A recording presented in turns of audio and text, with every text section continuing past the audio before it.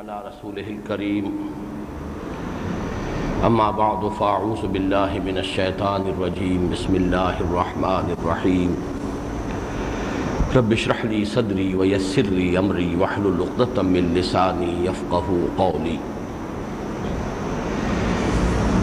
آج ہم اللہ کے نام سے سورۃ العلق کا آغاز کر رہے ہیں۔ میں نے کل اجتماع جمعہ میں تو یہ اعلان کیا تھا کہ کوشش کروں گا کہ ایک نشست میں اس سورہ مبارکہ کا درس مکمل ہو جائے، لیکن ہو سکتا ہے کہ یہ 2 دنوں پر پھیل جائے اور اتوار کو بھی درس ہو۔ اس کے بعد کافی میں نے کوشش کی کہ کسی طریقے سے ایک ہی نشست میں ایسا نقشہ بن جائے گفتگو کا کہ درس کی تکمیل ہو جائے، لیکن آج مجھے محسوس ہوا ایک خاص سبب سے جو میں بعد میں بیان کروں گا کہ یہ تقریباً ناممکن ہے۔ تو ہمیں اس سورہ مبارکہ کا مطالعہ آج اور کل کرنا ہے 2 نشستوں میں۔ اسی لیے میں اس کی صرف 8 آیات کی تلاوت آج کر رہا ہوں، بقیہ 11 آیات کا درس کل ہوگا، ان کی تلاوت بھی کل ہوگی۔ اس طرح آیت سجدہ جو ہے وہ صرف کل آئے گی۔ اعوذ باللہ من الشیطان الرجیم بسم اللہ الرحمن الرحیم اقرأ بسم ربک الذی خلق خلق الانسان من علق اقرأ وربک الاکرم الذی علم بالقلم علم الانسان ما لم يعلم کلا ان الانسان لیطغی ان رآہ استغنی ان الی ربک الرجعی صدق اللہ العظیم۔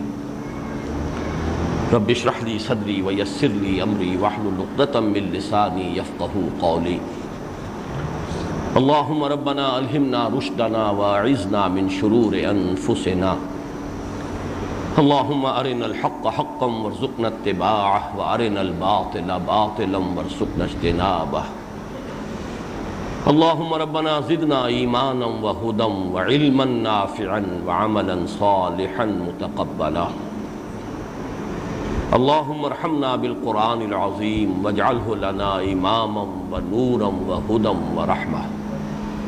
اللہم ذکرنا منہ ما نسینا وعلمنا منہ ما جہلنا وارزقنا تلاوتہ آناء اللیل وآناء النہار واجعلہ لنا حجتا یا رب العالمین آمین۔ 2 باتیں تو پہلے بھی بیان ہو چکی ہیں۔ ایک یہ کہ سورہ علق کا جوڑا ہے سورۃ التین، ان میں جو چیز قدر مشترک ہے جس کی بنا پر ان کو ہم ایک جوڑا قرار دے رہے ہیں، اس پر بھی میں اجمالاً سورۃ التین کے درس کے ضمن میں روشنی ڈال چکا ہوں۔ دوسری بات یہ عرض کی تھی کہ 4 سورہ نور و ظلمت کے بعد جو مشتمل ہے سورۃ الشمس، سورۃ اللیل، سورۃ الضحیٰ اور سورۃ الانشراح یا سورۃ الشرح، ان پر اب یہ اگلی 4 صورتیں جو ہیں یہ بھی ایک 4 سورہ کی شکل میں ہیں، جس کا عنوان ہے 4 سورہ نبوت و رسالت۔ ان 4 سورہ کا جو تذکرہ ہو رہا ہے کچھ عرصے سے ہمارے ان دروس میں، اس میں ایک بات بڑی اہم ہے کہ ایک 4 سورہ میں جو 2 جوڑے ہیں صورتوں کے، ان میں یقیناً ہر جوڑے کی 2 صورتوں میں بھی مناسبت ہے، قدر مشترک ہے، اسی کی بنا پر وہ جوڑا قرار پاتی ہے۔ لیکن بعض دوسرے پہلوؤں سے اس 4 سورے کی پہلی صورت اور آخری صورت میں کوئی مناسبت ہے، بعض اعتبار سے پہلی اور تیسری میں کوئی مناسبت ہے، یعنی چاروں آپس میں گتھی ہوئی ہوتی ہیں مضامین کے اعتبار سے۔ جیسے میں نے عرض کیا تھا کہ ایک 4 سورہ ہم نے پہلے پڑھا تھا جس کا مرکزی مضمون ہے انذار آخرت، سورۃ التکویر، سورۃ الانفطار، سورۃ المطففین، سورۃ الانشقاق۔ اب یقیناً جوڑا جو ہے وہ تو سورہ تکویر اور سورۃ الانفطار ہے۔ پہلی سورہ میں 14 آیتیں اذا سے شروع ہو کر جن میں 13 مرتبہ اذا آیا ہے، اور پھر جو جواب شرط آئی علمت نفس ما احضرت، اگلی صورت میں وہ اذا سے شروع ہونے والی آیتیں 4 رہ گئیں، اور اس کے بعد جو جواب شرط ہے علمت نفس ما قدمت واخرت، معلوم ہوا کہ بہت ہی قرب ہے مضامین کا، بڑی مشابہت ہے۔ لیکن بعض اعتبارات سے ہم نے دیکھا تھا کہ سورۃ الانفطار اور سورۃ الانشقاق میں بڑی مناسبت ہے۔ سورۃ الانفطار میں یا ایھا الانسان ما غرک بربک الکریم، اور سورۃ الانشقاق میں یا ایھا الانسان انک کادح الی ربک کدحا فملاقیہ، اس میں بھی وہی اذا السماء انشقت واذنت لربها وحقت واذا الارض مدت، یہ اذا سے بات شروع ہو رہی ہے، لیکن اس کے بعد جو جواب آیا ہے وہ جواب جو ہے وہ سورۃ الانفطار سے زیادہ مناسبت رکھتا ہے۔ اس اعتبار سے یہ مناسبتیں جو ہیں 4 سورے میں صرف جوڑوں کے 2 فرد جو ہیں ان کے مابین نہیں ہیں، بلکہ چاروں صورتوں بھی باہم جو ہے مضمون کے اعتبار سے گتھی ہوئی ہیں۔ یہی مسئلہ اس 4 سورہ نبوت و رسالت کا ہے۔ اب اس میں دیکھیے کہ اس میں اول و آخر جو ہے سورۃ التین اور سورۃ الانفکاک، لم یکن الذین کفروا من اہل الکتاب والمشرکین منفکین حتی تأتیہم البینہ، اس سورہ مبارکہ کا نام سورہ انفکاک بھی ہے اور سورۃ البینہ بھی ہے۔ تو سورۃ التین اور سورۃ البینہ کے مابین قدر مشترک کیا ہے؟ یہ رسالت کے موضوع پر 2 اہم مضامین کو اپنے اندر لیے ہوئے ہیں۔ سورۃ التین ہم پڑھ چکے ہیں، اس کا مضمون کیا تھا کہ عظمت انسان پر گواہی اور ثبوت صرف اولو العزم من الرسل کی شخصیتوں سے، ان کی سیرتوں سے، ان کے کردار سے مل سکتی ہے۔ جو مایوسی طاری ہوتی ہے ایک حساس اور ظہیر انسان پر اگر وہ انسانوں کا مشاہدہ کرتا ہے اور اس نتیجے پر پہنچتا ہے کہ انسان جو ہے وہ تو بس گندگی کی ایک پوٹ ہے، اس کے محرکات عمل بہت پست ہیں، کمپلیکسز کا مجموعہ ہے، اس میں کوئی رفعت نہیں، کوئی بلندی نہیں، کوئی عظمت نہیں۔ اس مایوسی کا علاج ہے سورۃ التین میں، نہیں لقد خلقنا الانسان فی احسن تقویم، یقیناً عظیم اکثریت انسانوں کی ایسے ہی لوگوں پر مشتمل ہے جو حیوانی سطح پر زندگی گزار رہے ہیں، اڈ اور لیبیڈو کے سوا ان کا کوئی اور محرک نہیں ہے زندہ رہنے کا، وہ زندگی نہیں گزار رہے بلکہ زندگی انہیں گزار رہی ہے۔ لیکن یہ نہ سمجھو کہ یہی کچھ ہے ذوق تجلی بھی اسی خاک میں پنہاں، غافل تو نرا صاحب ادراک نہیں ہے، پستی ہی پستی نہیں ہے، بلندی بھی ہے۔ لقد خلقنا الانسان فی احسن تقویم، ثبوت درکار ہے تو ذرا ذہن میں لاؤ ہمارے بندے نوح کو، جو جبل تین پر دعوت دیتا رہا، یا جس کی کشتی جبل جودی کے اوپر جا کر ٹکی، جہاں سے نسل انسانی کا سر نو آغاز ہوا اور پھیلاؤ ہوا اس دنیا میں۔ ہمارے بندے عیسیٰ کا ذرا تصور کرو جو کوہ زیتون پر وعظ کہتا رہا، ہمارے بندے موسیٰ کا تصور کرو جو کوہ طور پر اپنے پروردگار سے ہم کلام ہوا، اور سب سے بڑھ کر ہمارا یہ بندہ محمد صلی اللہ علیہ وسلم تمہارے سامنے ہے۔ انک لعلی خلق عظیم کا ایک بین ثبوت، آخر یہ بھی انسان ہے، گویا کہ عظمت انسانی کا ثبوت اولو العزم من الرسل اپنے وجود سے گویا کہ وہ ایک بین ثبوت ہے کہ انسان میں نری پستی ہی پستی نہیں، بہت بلندی بھی ہے۔ دوسرا مشاہدہ وہ تو میں بعد میں عرض کروں گا کہ وہ تعلق ہے جو کہ سورۃ التین اور سورۃ العلق میں ہے، لیکن اسی وقت وضاحت ہو جائے جب زبان پر بات آ گئی۔ ذہین اور حساس انسانوں کا ایک اور مشاہدہ ہے، ایک تو تھا نا انسان کے داخلی محرکات عمل کے اعتبار سے کہ پستی ہی پستی ہے، ایک ہے اس کا خارجی عمل، ظلم، تعدی، جس کا زور چل جاتا ہے وہ دست درازی کر بیٹھتا ہے۔ یہاں تو یہی نظر آتا ہے جس کی لاٹھی اس کی بھینس، ان الانسان لیطغی، طغیان، سرکشی، تعدی، ظلم، استحصال، ایکسپلائٹیشن، ڈومینیشن کا جذبہ، بغیم بینہم، اسی کی کشمکش، یہ سب کچھ جو ہے یہ بھی انسان کو مایوس کرتی ہے۔ لہذا اس کا علاج اور اس کا سبب یہ بیان کیا گیا سورہ علق کی 3 آیات 6، 7 اور 8۔ مشاہدہ تمہارا صحیح ہے، کلا ان الانسان لیطغی، لیکن اس کا ایک سبب بھی ہے، اس کو سمجھ لو، اور جب سبب سمجھ لو گے تو اس کا علاج بھی سمجھ میں آ جائے گا۔ سبب کیا ہے؟ الراہ استغنا، اور علاج کیا ہے؟ ان الی ربک الرجعی۔ تو یہ جو مشاہدہ ہے حساس اور ذہین انسانوں کا، ایک اس اعتبار سے ایک اس اعتبار سے، ایک کا ذکر سورۃ التین میں، ایک کا ذکر سورۃ العلق میں، یہ جوڑا بن گیا، تصویر کے 2 رخ جمع ہو گئے، جوڑا بن گیا۔ لیکن میں عرض کر رہا تھا اول و آخر کے درمیان ربط دیکھیے کہ سورۃ التین میں اولو العزم من الرسل کا ذکر ہے، نوح، عیسیٰ، موسیٰ، محمد صلی اللہ علیہ وسلم علیہ السلام بطور ثبوت عظمت انسان۔ اور سورۃ البینہ میں رسالت کا مقصد کیا ہے؟ کیوں رسول بھیجے گئے؟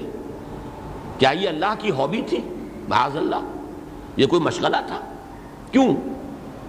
اتمام حجت اور انفکاک کفر، تاکہ انسان جو گڈمڈ ہیں، یہ پست اور بالا جو ہے، یہ علیحدہ علیحدہ ہو جائیں، ایمان علیحدہ ہو جائے، کفر علیحدہ ہو جائے، انسانیت علیحدہ ہو جائے، حیوانیت جدا ہو جائے۔ لم یکن الذین کفروا من اہل الکتاب والمشرکین منفکین حتی تأتیہم البینہ، یہ دودھ کا دودھ، پانی کا پانی جدا نہیں ہو سکتا تھا جب تک کہ بینہ نہ آ جائے، جب تک کہ اتمام حجت نہ ہو جائے، جب تک کہ حق کو بالکل مبرہن نہ کر دیا جائے۔ بینہ، اور بینہ کیا ہے؟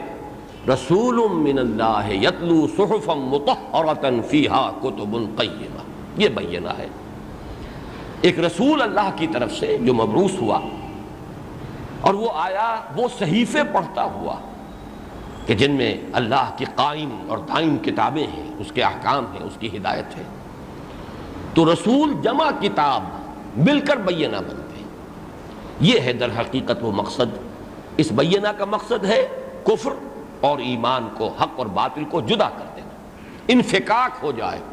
اور یہ نہیں ہو سکتا تھا گڈمڈ رہتے یہ جب تک کہ بینہ نہ آ جاتی، اور بینہ مشتمل ہے رسول جمع کتاب پر۔ گویا کہ سورۃ التین اور سورۃ البینہ آپس میں مربوط ہو گئے۔ اب دیکھیے سورہ علق جو دوسری سورت ہے اس 4 سورہ کی، اور سورۃ القدر جو تیسری ہے، عجیب ان میں ربط ہے۔ 5 آیات سورہ علق کی آغاز وحی، یہ گویا کہ اساس ہے رسالت محمدی کی صلی اللہ علیہ وسلم، ظہور نبوت محمدی جو کہ اساس اور بنیاد ہے رسالت محمدی کی صلی اللہ علیہ وسلم۔ پہلے نبوت جو ہے اس کا ظہور ہوا ہے ان آیات سے، تبھی تو اس کے بعد جا کر رسالت پر فائز ہوئے، اور اس پر تقریباً اجماع ہے مفسرین کا اور محققین کا کہ سورۃ العلق کی ان 5 آیات سے حضور کی نبوت ظاہر ہو گئی، اور سورۃ المدثر کی 7 آیات سے آپ منصب رسالت پر فائز کر دیے گئے، اس لیے کہ تبلیغ کا حکم وہاں ہے، یہاں نہیں۔ قم فانذر وربک فکبر، کھڑے ہو جاؤ، کمر کس لو، انذار کرو، خبردار کرو، اور اپنے رب کی تکبیر کے اندر جد و جہد میں منہمک ہو جاؤ۔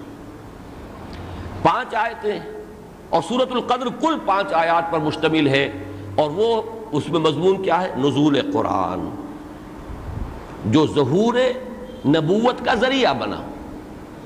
انا انزلناہ فی لیلۃ القدر وما ادراک ما لیلۃ القدر لیلۃ القدر خیر من الف شہر۔ اس طریقے سے یہ 2 جو ہیں صورتیں درمیان کی اس 4 سورہ کی، دوسری سورت سورۃ العلق 5 آیتیں ابتدائی، تیسری سورت جو کل 5 آیات پر مشتمل ہے سورۃ القدر، باہم نہایت مربوط۔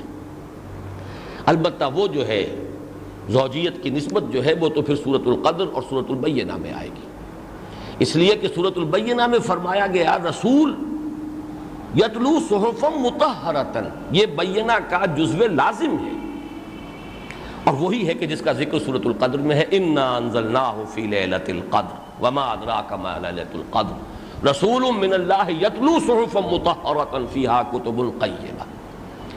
اس طرح یہ 4 صورتیں جو ہیں باہم بڑی مربوط ہیں، اور جیسا کہ میں نے عرض کیا اس کا عنوان اپنے ذہن میں قائم کر لیجئے، 4 سورہ نبوت و رسالت۔ پچھلا 4 سورہ تھا 4 سورہ نور و ظلمت۔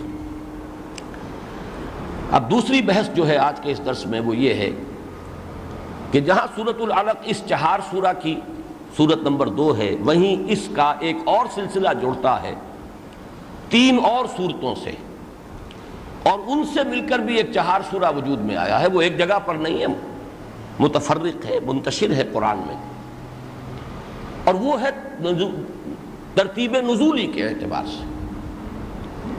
اس پر تقریباً اجماع ہے امت کا، یہ میں بعد میں ذرا تفصیل سے بھی عرض کروں گا کہ پہلی وہی 5 آیات پر مشتمل ہے جو سورۃ العلق کے شروع میں ہے۔ اقرأ بسم ربک الذی خلق خلق الانسان من علق اقرأ وربک الاکرم الذی علم بالقلم علم الانسان ما لم یعلم۔ بعد میں جو ابتدائی وحی ہیں، اس کے بعد دوسری کون سی، پھر تیسری کون سی، پھر چوتھی کون سی، کہیں کہیں تھوڑا تھوڑا اختلاف ہے، لیکن بہت سے حضرات کا جو اتفاق ہے وہ اس پر ہے کہ دوسری وحی سورۃ النون یا سورۃ القلم، اس کی ابتدائی 7 آیات ہیں۔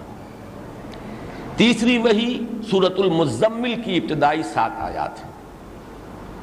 چوتھی وحی سورۃ المدثر کی ابتدائی 7 آیات ہیں۔ 5ویں وحی سورۃ الفاتحہ ہے جو مکمل، وہ بھی 7 آیات پر مشتمل ہے۔ یہ 7 کا ہندسہ بہت اہم ہے، اور ایک رائے یہ ہے کہ 6ٹھی وحی وہ سورۃ اللہب ہے، تبت یدا ابی لہب وتب، وہ پھر 5 آیتوں پر مشتمل ہے۔ 5 7 7 7 7 پھر 5۔ اس میں جیسا کہ میں نے عرض کیا کہ اختلاف رائے موجود ہے۔ جہاں تک پہلی وحی کا تعلق ہے اس پر تقریباً اجماع ہے، بعد میں اختلاف ہے، لیکن مجھے ان حضرات کی رائے سے بڑا شدید اتفاق رہا ہے جن کے نزدیک ترتیب یہ ہے: پہلی وحی سورہ علق کی 5 آیات، دوسری وحی سورہ نون یا سورہ قلم کی 7 آیات، تیسری وحی سورہ مزمل کی 7 آیات ابتدائی، چوتھی وحی سورہ مدثر کی 7 آیات، 5ویں وحی کامل سورہ فاتحہ، 6ٹھی وحی سورۃ اللہب۔ لیکن مجھے خوشی ہوئی ہے چونکہ اس سورہ مبارکہ کے درس کے لیے میں نے خاصا مطالعہ کیا ہے، کافی تفاسیر کی وقت گردانی کی ہے، ایک خصوصی دلچسپی، ایک محبت مجھے اس سورہ مبارکہ سے رہی ہے۔ ویسے تو قرآن مجید کے ایک ایک حرف سے ہمیں مناسبت ہونی چاہیے، لیکن یہ کہ کچھ ذوقی فرق ہوتا ہے، ہر شخص کا ایک مزاج ہے، ایک افتاد ہے جو اللہ نے اس کی بنائی ہے۔ خود نبی اکرم صلی اللہ علیہ وسلم کو بعض صورتوں سے خصوصی ایک محبت، خصوصی لگاؤ، بعض آیات سے بہت آپ کو مناسبت۔ سورہ آل عمران کی آخری رکوع کی 11 آیات، آپ رات کو اٹھتے تھے تہجد کے لیے تو آنکھ کھلتے ہی وہ آیات آپ کی زبان پر جاری ہو جاتی تھی۔ ان فی خلق السماوات والارض واختلاف اللیل والنہار لآیات لأولی الالباب۔ ایک خاص کیفیت ہے، رات کے وقت آنکھ کھلی ہے اور کھلے آسمان تلے انسان اگر سو رہا ہو تو سب سے پہلے آسمان پر نگاہ جائے گی، پھر آدمی دیکھے گا ان فی خلق السماوات والارض واختلاف اللیل والنہار لآیات لأولی الالباب۔ سورہ یاسین سے حضور کو ایک خاص محبت، سورہ سجدہ سے خصوصی نسبت، یہ مختلف ہے۔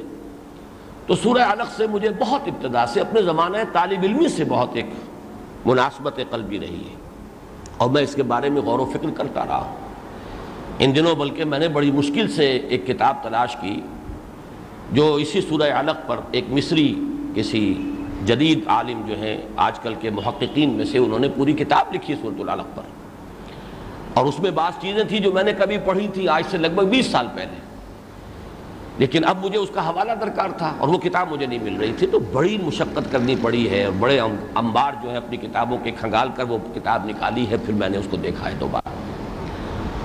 تو میں یہ عرض کر رہا تھا کہ مجھے خوشی جو ہوئی ہے خاص ان دنوں میں وہ یہ ہے کہ اہل سنت کے جو متفق علیہ اور جو بہت ہی سب کے نزدیک بہت ہی قابل احترام مفسرین ہیں، ان میں سے علامہ آلوسی صاحب تفسیر روح المعانی، انہوں نے بھی اتفاق کیا ہے کہ ترتیب یہی ہے: سورۃ العلق، پھر سورہ نون، پھر سورہ مزمل، پھر سورہ مدثر۔ اس سے مجھے بہت خوشی ہوئی کہ اور دوسرے اسکالرز ہیں، مستشرقین ہیں یا کچھ اور لوگ ہیں، ان کی رائے ہے عام طور پر مفسرین نے بہت زیادہ توجہ نہیں کی ہے ترتیب پر، ترتیب نزولی پر۔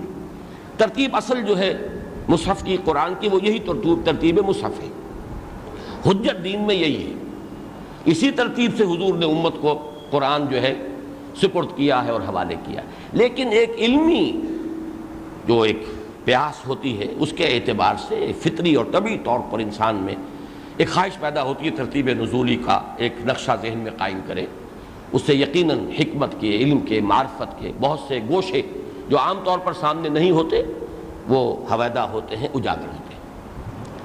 اب ان میں جو بات آج میں کہنا چاہتا ہوں کہ یہ جو 4 صورتیں ہیں ان کی صرف ابتدائی آیات ہیں جو ابتدائی وحی پر مشتمل ہیں. بعد کی آیات تو اس میں بعد میں نازل ہوئیں اور جوڑی گئیں. لیکن ان میں ایک قدر مشترک یہ ہے ان 4 صورتیں میں، یہ جو 4 سورہ ہے، 4 سورہ جو اس مشتمل ہے اول ما نزل من القرآن. یہ 4 سورہ جو ہے اس کا عنوان کیا ہوگا قرآن مجید میں اولین نازل ہونے والی آیات. اس کے اعتبار سے 4 سورہ، سورہ علق، سورہ نون یا سورہ قلم 2 نام ہے اس کے، سورہ مزمل، سورہ مدثر. ان 4 صورتوں میں قدر مشترک ہے. 3 حصے ان صورتوں کے ہیں لازماً. پہلا حصہ 4 صورتوں میں حضور سے خصوصی خطاب پر مشتمل ہے اور وہی ابتدائی آیات ہے. سورۃ العلق کی 5 آیتیں، سورہ نون کی 7 آیتیں، سورہ مزمل کی 7 آیتیں، سورہ مدثر کی 7 آیتیں. یہ حضور سے خصوصی خطاب. حالانکہ عام طور پر آپ دیکھیں گے کہ مکی صورتوں میں حضور سے خطاب اختتام پر آتا ہے، لیکن یہ 4 صورتیں جو ہیں اس اعتبار سے ممیز ہیں کہ ان میں خطاب حضور سے ہو رہا ہے خالص انفرادی سطح پر. دوسری قدر مشترک ان 4 صورتوں میں ہے قیامت اور آخرت کا مضمون، اس لیے کہ سب سے اہم مضمون عملی اعتبار سے یہی ہے. اور دعوت نبوت کا نقطہ آغاز یہی ہے، انذر قم فانذر. چنانچہ آپ اس صورت میں بھی دیکھیں گے 3 آیتیں، کلا ان الانسان لیطغی ان رآہ استغنی ان الی ربک الرجعی. اس کا بہت ہی قریبی مشابہت سورہ مدثر سے ہے. 7 آیتوں کے بعد فَإِذَا نُقِرَ فِي النَّاقُورِ فَذَلِكَ يَوْمَئِذٍ يَوْمٌ عَسِيرٌ عَلَى الْكَافِرِينَ غَيْرُ يَسِيرٌ. 3 ہی آیتیں یہاں ہیں، 3 ہی آیتیں وہاں. سورہ نون میں ایک تمثیل کے پیرائے میں بات آئی ہے جس کا کہ اختتام ہوتا ہے. تمثیل ہے یا واقعہ ہے؟ وَاضْرِبْ لَهُمْ، ان کے لیے مثال بیان کیجئے اصحاب الجنہ، وہ باغ والے. لیکن اختتام کہاں ہوا؟ کذالک العذاب ولعذاب الآخرۃ اکبر لو کانوا یعلمون.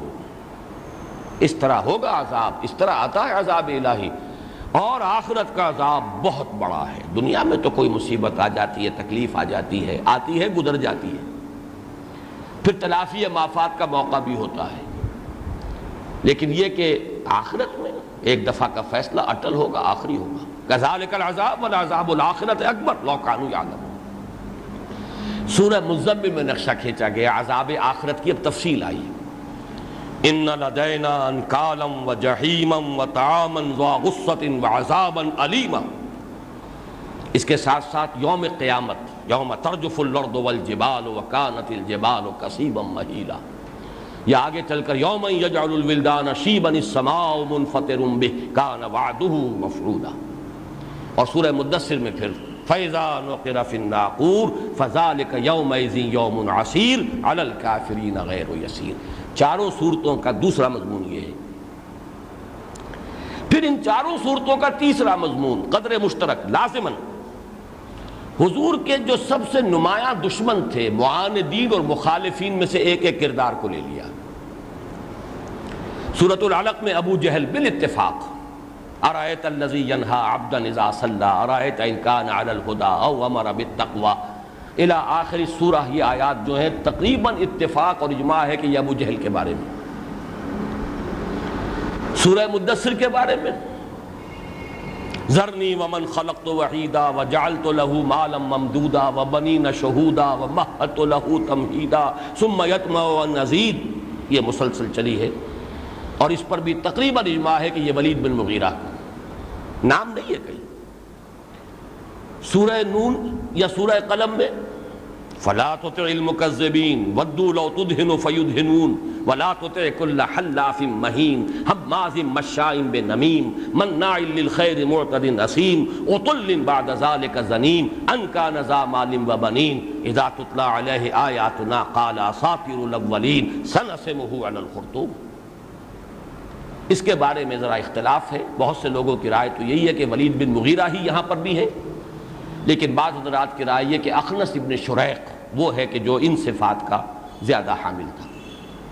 لیکن سورہ نون میں آپ دیکھیں گے کہ جمع کے صیغے میں بھی آیا، ذرنی ومن یکذب بہذا الحدیث سنستدرجہم من حیث لا یعلمون واملی لہم ان کیدی متین۔ اور سورہ مزمل میں کسی ایک شخص معین کا تذکرہ ہے ہی نہیں، اس میں جمع کا صیغہ ہے، ذرنی والمکذبین اولی النعمہ ومہلہم قلیلا۔ اے نبی چھوڑ دیجئے ہمیں، ہم نبٹ لیں گے ان تکذیب کرنے والوں سے، یہ جو دولت مند ہیں، نعمتوں والے ہیں، اولی النعمہ، ہم ان سے نبٹ لیں گے، چھوڑیے ہمیں اور ان کو۔ ان لدینا انکالا وجحیما وطعاما ذا غصۃ وعذابا الیما، ہم نے ان کے لیے پورا ساز و سامان فراہم کر رکھا ہے۔ تو یہ بھی نوٹ کر لیجئے، چونکہ اس سلسلے کی یہ آخری صورت ہے سورہ علق جو آج ہم پڑھ رہے ہیں۔ سورہ نون 29ویں پارے کی دوسری صورت، اس گروپ کی مکیات جو شروع ہوئی ہیں ان میں نمبر 2 صورت وہی ہے سورہ نون، سورہ قلم۔ پھر سورہ مزمل، سورہ مدثر، یہ بھی اسی 29ویں پارے کے آخری حصے میں آ جاتی ہیں۔ اور اس چہار سورہ جو ہے، چہار سورہ جس کا کہ عنوان ہے اول ما نزل من القرآن، یہ قدر مشترک ہے۔ مطالع جو ہیں ان 4 سورتوں کے وہ بالکل ابتدائی وحیوں پر مشتمل ہیں، اور ان کا جو ہے آخری سلسلے کی کڑی یہ سورۃ العلق ہے جو آج ہم پڑھ رہے ہیں۔ اب تیسری بات، اب یہ میں اول ما نزل من القرآن کی بحث جو ہے، میری یہ تیسری بحث جو ہے آج کی، وہ اس پر مشتمل ہے کہ سب سے پہلے کون سی آیات قرآن حکیم کی نازل ہوئی۔ اجمالاً تو میں عرض کر چکا ہوں کہ تقریباً اجماع ہے اس پر کہ سورہ علق کی ابتدائی 5 آیتیں ہی قرآن حکیم کی اولین وحی۔ البتہ کچھ 2 اقوال شاذ ملتے ہیں۔ ایک کچھ لوگوں نے کہا سورہ فاتحہ ہے، اس کی توجیہ یہ کی گئی کہ جن حضرات نے سورہ فاتحہ کو قرار دیا ہے وہ در حقیقت سب سے پہلی مکمل سورت کے اعتبار سے تذکرہ کر رہے ہیں کہ پہلی مکمل سورت جو حضور پر نازل ہوئی وہ سورہ فاتحہ ہی ہے۔ اور یہ جیسا کہ میں عرض کر چکا ہوں، یہ سبھی تسلیم کرتے ہیں کہ یہ جو 4 صورتیں ہیں، سورہ علق اور سورہ نون اور سورہ مزمل، سورہ مدثر، یہ پوری جو ہے بیک وقت نازل نہیں ہوئی، بلکہ تو مختلف اوقات میں آیات نازل ہوئی ہیں جنہیں بعد میں مرتب کر دیا گیا۔ تو سب سے پہلی مکمل سورت جو حضور پر نازل ہوئی وہ سورہ فاتحہ۔ اس اعتبار سے شاید بعض حضرات نے یوں کہہ دیا کہ جو پہلا وحی ہے قرآن کی وہ سورہ فاتحہ ہے۔ ایک اور زیادہ اس سے بھی ضعیف قول جو ہے وہ یہ کہ آیت بسم اللہ جو ہے وہ سب سے پہلی وحی ہے جو حضور پر ہوئی۔ لیکن ایک قول جس کی طرف زیادہ ہمیں اعتنا کرنا پڑے گا، کیونکہ اس کے لیے حدیث موجود ہے، اور حدیث بخاری کی بھی ہے اور مسلم کی بھی ہے، اور وہ ہے اصل میں حضرت جابر ابن عبداللہ انصاری ہیں رضی اللہ تعالی عنہ، ان سے حدیث مروی ہے کہ ان کا قول ہے کہ سب سے پہلی وحی جو حضور پر نازل ہوئی وہ سورہ مدثر کی 7 آیات ہیں۔ اب حضرت جابر ابن عبداللہ انصاری رضی اللہ تعالی عنہ سے ہمیں 2 روایتیں ملتی ہیں، ایک متفق علیہ ہے یعنی بخاری میں بھی ہے مسلم میں بھی ہے، اور ایک صرف بخاری میں ہے۔ جو صرف بخاری میں ہے وہ امام بخاری حضرت یحییٰ سے روایت کر رہے ہیں، وہ حضرت وقی سے، وہ علی ابن مبارک سے، وہ یحییٰ ابن ابی کثیر سے، اور وہ ابو سلمہ ابن عبد الرحمن سے۔ یہ روایت یہ ہے کہ حضرت ابو سلمہ سے کسی نے پوچھا سب سے پہلی وحی کون سی نازل ہوئی؟ انہوں نے کہا کہ سورہ مدثر کی 7 آیتیں۔ سائل نے پوچھا کہ ہمیں تو یہ بتایا گیا ہے کہ سورہ علق کی 5 آیتیں نازل ہوئی۔ تو حضرت ابو سلمہ نے فرمایا کہ بھائی میں تو تمہیں وہی بتا رہا ہوں کہ جو مجھے حضرت جابر ابن عبداللہ نے بتایا تھا جو صحابی رسول ہیں، انہوں نے بتایا تھا کہ ان سے بھی یہی سوال کیا گیا تھا جو تم نے مجھ سے کیا، انہوں نے بھی وہی جواب دیا تھا جو میں نے دیا، اس پر وہی اعتراض ان پر بھی ہوا تھا جو تم نے مجھ پر کیا ہے، اور اس کا جواب انہوں نے یہ دیا تھا حضرت جابر نے کہ بھائی میں تو تمہیں وہی بات بتا رہا ہوں کہ جو ہمیں محمد نے بتائی صلی اللہ علیہ وسلم، اور وہ یہ ہے کہ میں جبل ہرا سے اتر رہا تھا اور آواز آئی یا محمد صلی اللہ علیہ وسلم. میں نے دیکھا دائیں بائیں کوئی نظر نہیں آیا, مجھے خوف ہوا. پھر میں نے آگے بڑھا کچھ, پھر آواز آئی یا محمد, پھر دیکھا ادھر ادھر کوئی نظر نہیں آیا اور خوف ہو گیا اور ایک طرح کی کیفیت مجھ پر طاری ہوئی.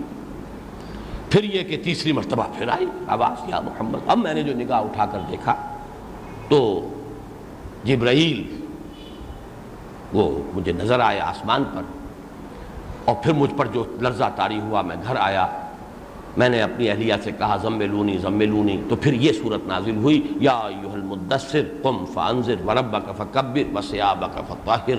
اس وجہ سے میں یہ سمجھتا ہوں کہ پہلی وحی جو نازل ہوئی ہے وہ یہی ہے, سورہ مدثر کی ابتدائی ساتھ آیا. لیکن یہ کہ حضرت جابر بن عبداللہ ہی سے دوسری روایت جو متفق علیہ ہے, اس کا سلسلہ یہ ہے کہ بخاری اور مسلم اسے نقل کر رہے ہیں حضرت عقیل سے, وہ ابن شہاب زہری سے, اور وہ پھر وہی ابو سلمہ ابن عبد الرحمن سے, اور وہ جابر ابن عبداللہ رضی اللہ تعالی عنہ انصاری جو ہے ان سے. اس میں جو ہے واقعہ یہ بیان کیا گیا ہے, لیکن مزید تفصیل یہ ہے کہ حضرت جابر کا قول نقل ہوا ہے کہ حضور نے ہمیں یہ بات بتائی اور آپ فترت وحی کا تذکرہ کر رہے تھے, اور آپ نے تفصیل جب بیان کی تو اس میں یہ الفاظ بھی بیان فرمائے کہ فَإِذَا الْمَلَكُ الَّذِي جَاءَنِي بِحِرَا, میں نے دیکھا اچانک کہ وہ آسمان پر افق پر وہی فرشتہ موجود ہے جو میرے پاس غار حرا میں آیا تھا. اب اس سے گویا کہ داخلی شہادت مل گئی کہ فرشتے سے ملاقات پہلے ہو چکی ہے, پہلے جو ہے حضرت جبرائیل سے حضور کی ملاقات ہو چکی ہے, تو پہلی وحی کیسے ہوئی ہے جو اس واقعے کے بعد ہو رہی ہے. اور اسی طریقے سے اس سے چونکہ فترت وحی کا تذکرہ ہے تو یہ ثابت ہو گیا کہ اصل میں فترت وحی کے بعد پہلی وحی جو نازل ہوئی ہے وہ سورہ مدثر کی 7 آیات ہے. یہ ہے توجیہ کہ جو پہلی روایت کے اندر چونکہ اجمال ہے, تفصیل نہیں ہے, اس وجہ سے اس کی بنا پر بعض لوگوں نے رائے قائم کر لی. پہلی جو روایت ہے اس کے اعتبار سے کہ شاید مطلقاً پہلی وحی جو ہے وہ سورہ مدثر کی آیات ہیں, لیکن حضرت جابر عبداللہ سے ہی ابن عبداللہ رضی اللہ تعالیٰ عنہ سے یہ دوسری حدیث جو متفق علیہ ہے اس نے عقدہ کھول دیا. اور یہاں سے ایک اصولی بات بھی پہچان لیجئے, علم حدیث کے ضمن میں یہ ایک بہت اہم بات ہے, اور اس کا سب سے بڑا ثبوت اور مظہر ہمارے سامنے آتا ہے جس کو ام السنہ کہا گیا, حدیث جبرائیل. ایک ہی واقعہ ہے جس کو کی روایت کی حضرت عمر نے بھی, حضرت ابو ہریرہ نے بھی, عبداللہ ابن عمر نے بھی, عبداللہ ابن عباس نے بھی رضی اللہ تعالی عنہم اجمعین. لیکن یہ کہ ایسنس تو ایک ہی ہے, تفصیل میں فرق ہے.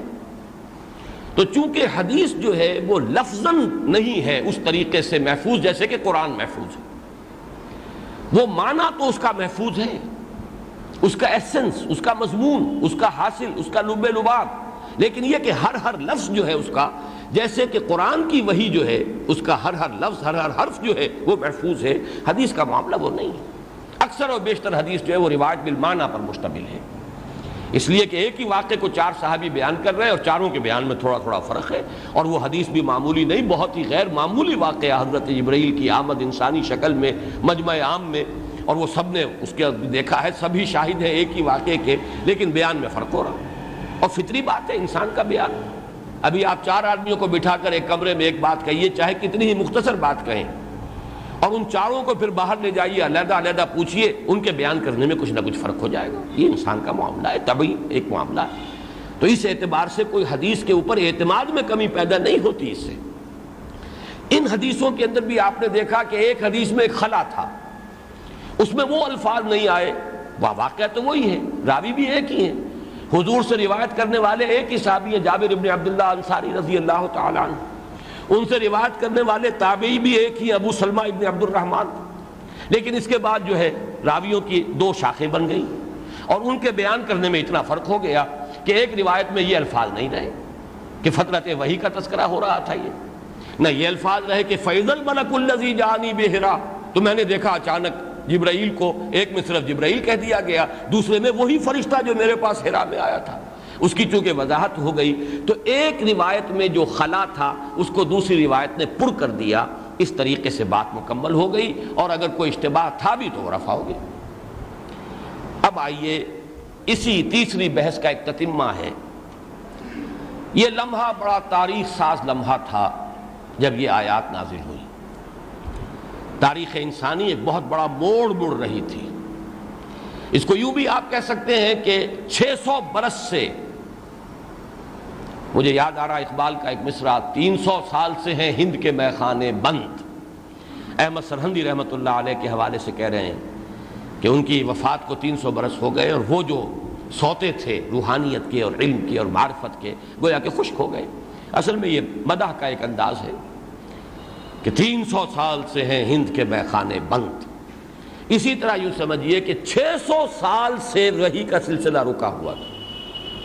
فترت وحی حضرت مسیح علیہ السلام کے بعد حضرت محمد صلی اللہ علیہ وسلم پر یہ وحی اب ہو رہی ہے. 6 صدیاں بیت چکی تھی.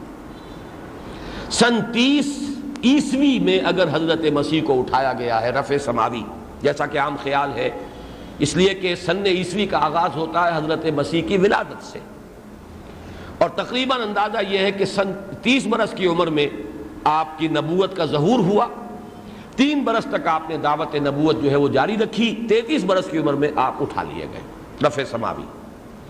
تو سن 33 عیسوی سے لے کر سن 610 عیسوی تک دروازہ بند رہا وحی کا، سلسلہ وحی منقطع رہا. اس کے بعد 600 برس کے بعد اب یہ کھڑکی دوبارہ کھلی ہے، اور آخری مرتبہ کھلی ہے. اس کے بعد یہ فترت مستقل ہونے والی ہے، یہ کھڑکی بند ہونے والی ہے، وحی کا سلسلہ ختم ہونے والا ہے. لیکن یہ وحی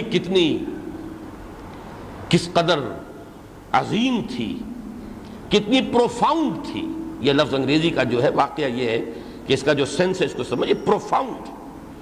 اس نے کس قدر تاریخ انسانی پر اثر ڈالا ہے، جس کے لیے ایک شہادت کافی ہے، اور شہادت وہی کہ جو غیر دے. الفضل ما شہدت بہ الاعداء، اصل فضیلت تو وہی ہے جس کی گواہی دشمن دے. غیر اگر گواہی دیتا ہے کسی کی عظمت کی تو وہ تو واقعی بات جو ہے قابل توجہ ہے. اپنا تو مدح کرے گا ہی. عقیدت اور محبت کی آنکھ تو عظمت اور خیر ہی دیکھتی ہے، بھلائی ہی دیکھتی ہے. لیکن یہ کہ جو ڈاکٹر مائیکل ہارٹ نے بات کہی ہے، تاریخ انسانی کی عظیم ترین شخصیت محمد صلی اللہ علیہ وسلم، اور اس لیے سپریملی سکسیسفل ایک انسان، ایک ہی انسان ہے. He is the only person supremely successful in both the religious and the secular fields. یہ 2 میدان ہیں انسانی زندگی کے، روحانی، مذہبی، اخلاقی. یہ ایک میدان، سیاسی، تمدنی، سلطنت، فتوحات، یہ دوسرا میدان. وہ کہتا ہے ایک ہی انسان ہے تاریخ انسانی کا جو ان دونوں میدانوں میں نہایت کامیاب ہے، سپریملی سکسیسفل. باقی تو کامیابیاں آپ کو منقسم نظر آئیں گی. کوئی روحانیت کے میدان میں اونچا مقام رکھتا ہے تو سیاست کے میدان میں کورا، یا یہ کہ تمدن کے میدان میں، یا کوئی فتوحات کے میدان میں، یا حکومت کے میدان میں قدم ہی نہیں رکھا. جس کی مثالیں گوتم بدھ اور حضرت مسیح علیہ السلام. یا یہ کہ بہت بڑے شہنشاہ ہوئے اور بہت بڑے فاتح ہوئے، اٹیلا جیسا فاتح اور سکندر اعظم جیسا فاتح، لیکن اخلاق اور روحانیت کے میدان میں یہ کہا کرتا ہوں کہ صرف زیرو سے بھی کام نہیں بنتا، کوئی مائنس ویلیو لانی پڑے گی. ایک ہی شخص ہے، ایک ہی شخصیت ہے جو دونوں میدانوں میں سپریملی سکسیسفل. اور اس تاریخ کا جو یہ دور ہے، اس کا آغاز ہو رہا ہے ان لمحوں سے جبکہ اس وحی کا نزول ہوا ہے محمد الرسول اللہ صلی اللہ علیہ وسلم. تو اس میں ایک دلچسپی کا پہلو یہ ہے کہ یہ کب ہوا ہے یہ واقعہ. اس میں نوٹ کر لیجئے کہ اس پر تقریباً اتفاق ہے کہ جو شمسی اور عیسوی کیلنڈر ہے اس کے اعتبار سے سن 610 عیسوی تھا، اس میں کوئی شک نہیں. مہینہ یا جولائی اور یا اگست، اس میں اختلاف ہے. بعض حضرات کے نزدیک 10 جولائی 610 عیسوی یہ ہے اس وحی کے نزول کی تاریخ عیسوی کیلنڈر سے اور شمسی کیلنڈر سے. قمری کیلنڈر سے 13 قبل ہجرت، جیسے آپ BC کہتے ہیں، بیفور کرائسٹ، قبل مسیح. تو قبل ہجرت 13 سال، یعنی ہجرت سے 13واں سال جو قبل ہے، یہ عام الفیل بھی کہلاتا ہے. عام الفیل سے لیں گے تو 40 عام الفیل. عام الفیل میں حضور کی پیدائش ہوئی ہے. تو ہجرت سے قبل کو ہم اس سے بھی گنتی کرتے ہیں۔ عام الفیل وہ واقعہ جو ہوا، الم تر کیف فعل ربک باصحاب الفیل الم یجعل کیدہم فی تضلیل وارسل علیہم طیرا ابابیل، یہ ہے عام الفیل۔ تو سن 40واں سال ہے عام الفیل پر، اس لیے کہ آپ کا پیدائش کا سن جو ہے وہی ہے جو عام الفیل ہے، یا یہ کہ قبل ہجرت 13 قبل ہجرت، قاف ہے، قاف بین کی بجائے یہاں قاف ہے لکھیے، اور اس میں بھی تقریباً اتفاق ہے کہ یہ رمضان کا مہینہ تھا، البتہ رمضان کی کون سی تاریخ تھی اس میں اختلاف ہے، چونکہ عام طور پر خیال یہ ہے کہ لیلۃ القدر جو ہے 27ویں شب کو ہوتی ہے، لہٰذا بعض حضرات کے نزدیک یہ 27ویں شب ہے، لیکن اس سے پہلے جو بھی کچھ میرا مطالعہ رہا ہے، آج میں اس کا حوالہ تلاش نہیں کر سکا، اس حوالے کے اعتبار سے اپنی یادداشت سے صرف عرض کر رہا ہوں کہ 24ویں شب جو ہے اس پر زیادہ لوگوں کا اتفاق ہے، لیکن ایک رائے دی ہے ایک اور صاحب نے، جن کی حال ہی میں سیرت کی ایک کتاب جو ہے وہ منظر عام پر آئی ہے، الرحیق المختوم، یہ بھارت کے ایک اہل حدیث عالم دین ہے، بڑی پیاری کتاب لکھی انہوں نے، اور چونکہ وہ اہل حدیث ہیں اس اعتبار سے روایات جو ہیں ان کے بارے میں ان کا ذوق جو ہے بڑا، اس اعتبار سے کہ مستند روایت ہی لائی جائے اور ثقہ روایات ہی پر پوری سیرت کو مرتب کرنے کی کوشش کی جائے، یہ ان کا ایک ذوق ہے، اور شاید اسی بنا پر انہیں سعودی عرب کی طرف سے وہ انعام ملا ہے۔ یہ انعام یافتہ کتاب ہے الرحیق المختوم، عربی زبان میں لکھی انہوں نے، لیکن یہ کہ اس کا اردو ترجمہ ہو گیا ہے اور پاکستان میں چھپ چکا ہے، بڑی پیاری کتاب ہے سیرت النبی کی۔ تو وہ جو اس کے مصنف ہیں انہوں نے اپنی کچھ تحقیق کر کے 21ویں شب قرار دی ہے۔ لیلۃ القدر کے بارے میں یہ تو ہے کہ آخری عشرے میں ہے رمضان کے، پھر یہ کہ وہ جو طاق راتیں ہیں ان میں ہے، اس اعتبار سے، اس لیے کہ انہوں نے اصل میں حساب لگایا ہے، وہ جو تقویم اور جنتری کا حساب ہوتا ہے، کہ حضور کی ایک حدیث صحیح موجود ہے کہ دن تھا وہ پیر کا، تو یہ دوشنبہ جس کو کہتے ہیں یوم الاثنین، اس روز ہی حضور کی ولادت ہوئی ہے، پیر کا دن حضور کی سیرت میں اس اعتبار سے نمایاں ہے۔ ہجرت کا دن بھی جو مدینے پہنچنے کا دن ہے وہ بھی پیر کا دن ہے، اور اسی طریقے سے ولادت پیر کا دن ہے، انتقال بھی پیر کے دن ہوا ہے، اور یہ جو آغاز وحی ہے یہ بھی ایک روایت موجود ہے کہ پیر کے دن۔ تو اس اعتبار سے جب انہوں نے حساب لگایا تو انہیں 21 رمضان مبارک 13 قبل ہجری یہ تاریخ انہوں نے معین کی ہے۔ میں بہرحال ان چیزوں کا ماہر نہیں ہوں، میں نے صرف آراء آپ تک پہنچا دی ہیں، اس سے آگے میں اس کے بارے میں کوئی حتمی رائے نہیں دے سکتا۔ اب آئیے آج کی چوتھی بحث جو بہت ہی اہم اور بہت دلچسپ، اور اس کے ضمن میں ایک حدیث ایسی ہے جس کے بارے میں آج میرے ذہن میں یہ بات آئی کہ جن لوگوں کو اس حدیث سے کوئی محبت نہیں، یا جنہوں نے اس حدیث سے اعتنا نہیں کیا یا اعراض کیا یا استغنا کیا، میری یہ رائے ہے اور میں یہ کہنے پر مجبور ہوں کہ نہ انہیں علم حدیث سے کوئی دلچسپی ہے، نہ سیرت النبی سے کوئی دلچسپی ہے صلی اللہ علیہ وسلم، نہ علم الحقائق سے کوئی مناسبت ہے، اس لیے کہ یہ حدیث جو ہے کیف کان بدء الوحی ایک بڑا اہم موضوع ہے، وحی کا آغاز کیسے ہوا۔ ظاہر بات ہے کہ جسے بھی علم الحقائق سے دلچسپی ہوگی، وحی کی حقیقت کیا ہے، وحی کا آغاز کیسے ہوا، یہ ایک اہم مسئلہ ہے۔ فلسفیانہ ذہن رکھنے والا شخص، حکمت سے دلچسپی رکھنے والا شخص، علم الحقائق سے دلچسپی رکھنے والا شخص، وہ تو ظاہر بات ہے کہ ان ایشوز سے تو وہ سب سے زیادہ جو ہے اس کا ایک ذہنی ربط ہوگا، اس کے بارے میں غور و فکر کرے گا۔ تو جن کو ان حدیثوں سے کوئی مناسبت نہیں، جو اس کا تذکرہ تک نہیں کرتے، معلوم ہوتا ہے کہ نہ انہیں علم الحقائق سے کوئی مناسبت ہے نہ سیرت النبی سے۔ کتنا اہم واقعہ ہے سیرت کا، آغاز وحی، اس کے ضمن میں بھی جو احادیث آ رہی ہیں، اور اتنی صحیح حدیث، حضرت عائشہ اس کی راویہ ہوں رضی اللہ تعالی عنہا ام المومنین، پھر یہ کہ امام احمد ابن حنبل اسے لائے ہو، پورا سلسلہ جو ہے قوی ہو، متفق علیہ ہو، بخاری اور مسلم دونوں نے ان کی صحت پر اتفاق کیا، لیکن اس حدیث کا تذکرہ بھی نہ کرے، اس کی طرف بھی انسان کی کوئی رغبت نہ ہو۔ تو میں دہرا رہا ہوں یہ الفاظ کہ نہ اسے حدیث نبوی سے کوئی دلچسپی ہے، نہ سیرت النبی صلی اللہ علیہ وسلم سے کوئی دلچسپی ہے، اور نہ ہی علم الحقائق سے کوئی مناسبت ہے۔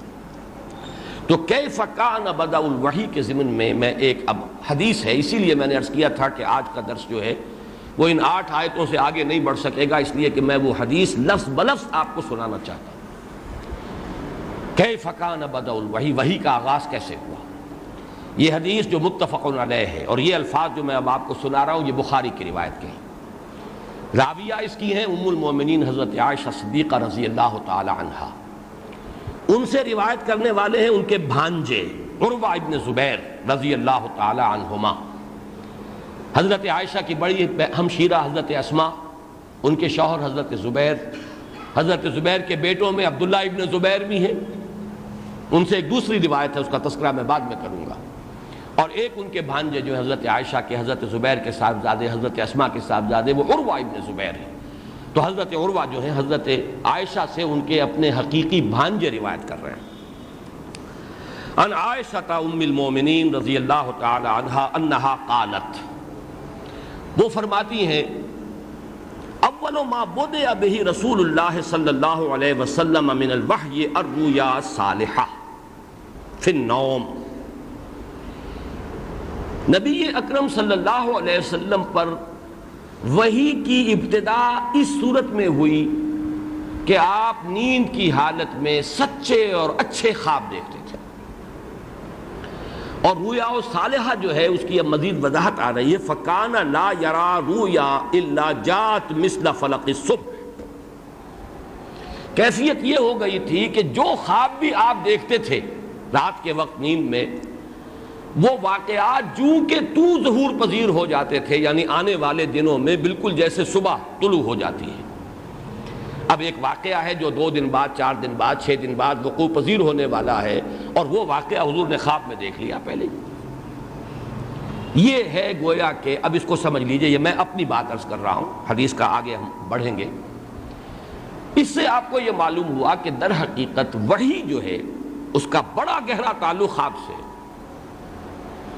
ان دونوں میں کوئی ربط ہے، کوئی تعلق ہے کہ حضور پر وحی کا آغاز ہو رہا سچے خوابوں سے۔ اب اس کے ساتھ جوڑ لیجئے وہ حدیثیں، حضور نے فرمایا لم یبقى من النبوۃ الا المبشرات، یہ مبشرات، یہ اچھے خواب، عمدہ خواب، سچے خواب، بس نبوت میں سے اب اتنا ہی حصہ رہ گیا ہے۔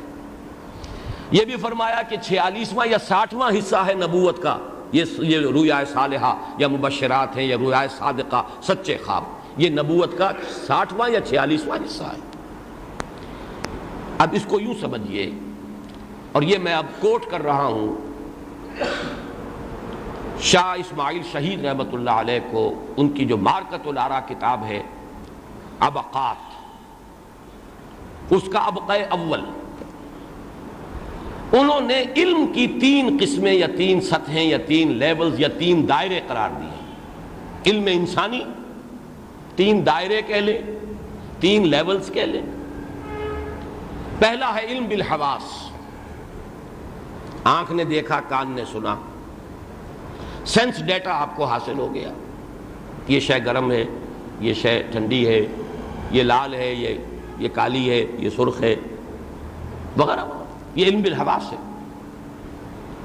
اگلا دائرہ یا اگلی سطح ہے علم بالعقل، یہ سینس ڈیٹا جب فیڈ ہو جاتا ہے آپ کے کمپیوٹر میں، اب وہ اس سے انفر کرتا ہے، استخراج، استنباط، استدلال، وہ جمع کرتا جاتا ہے۔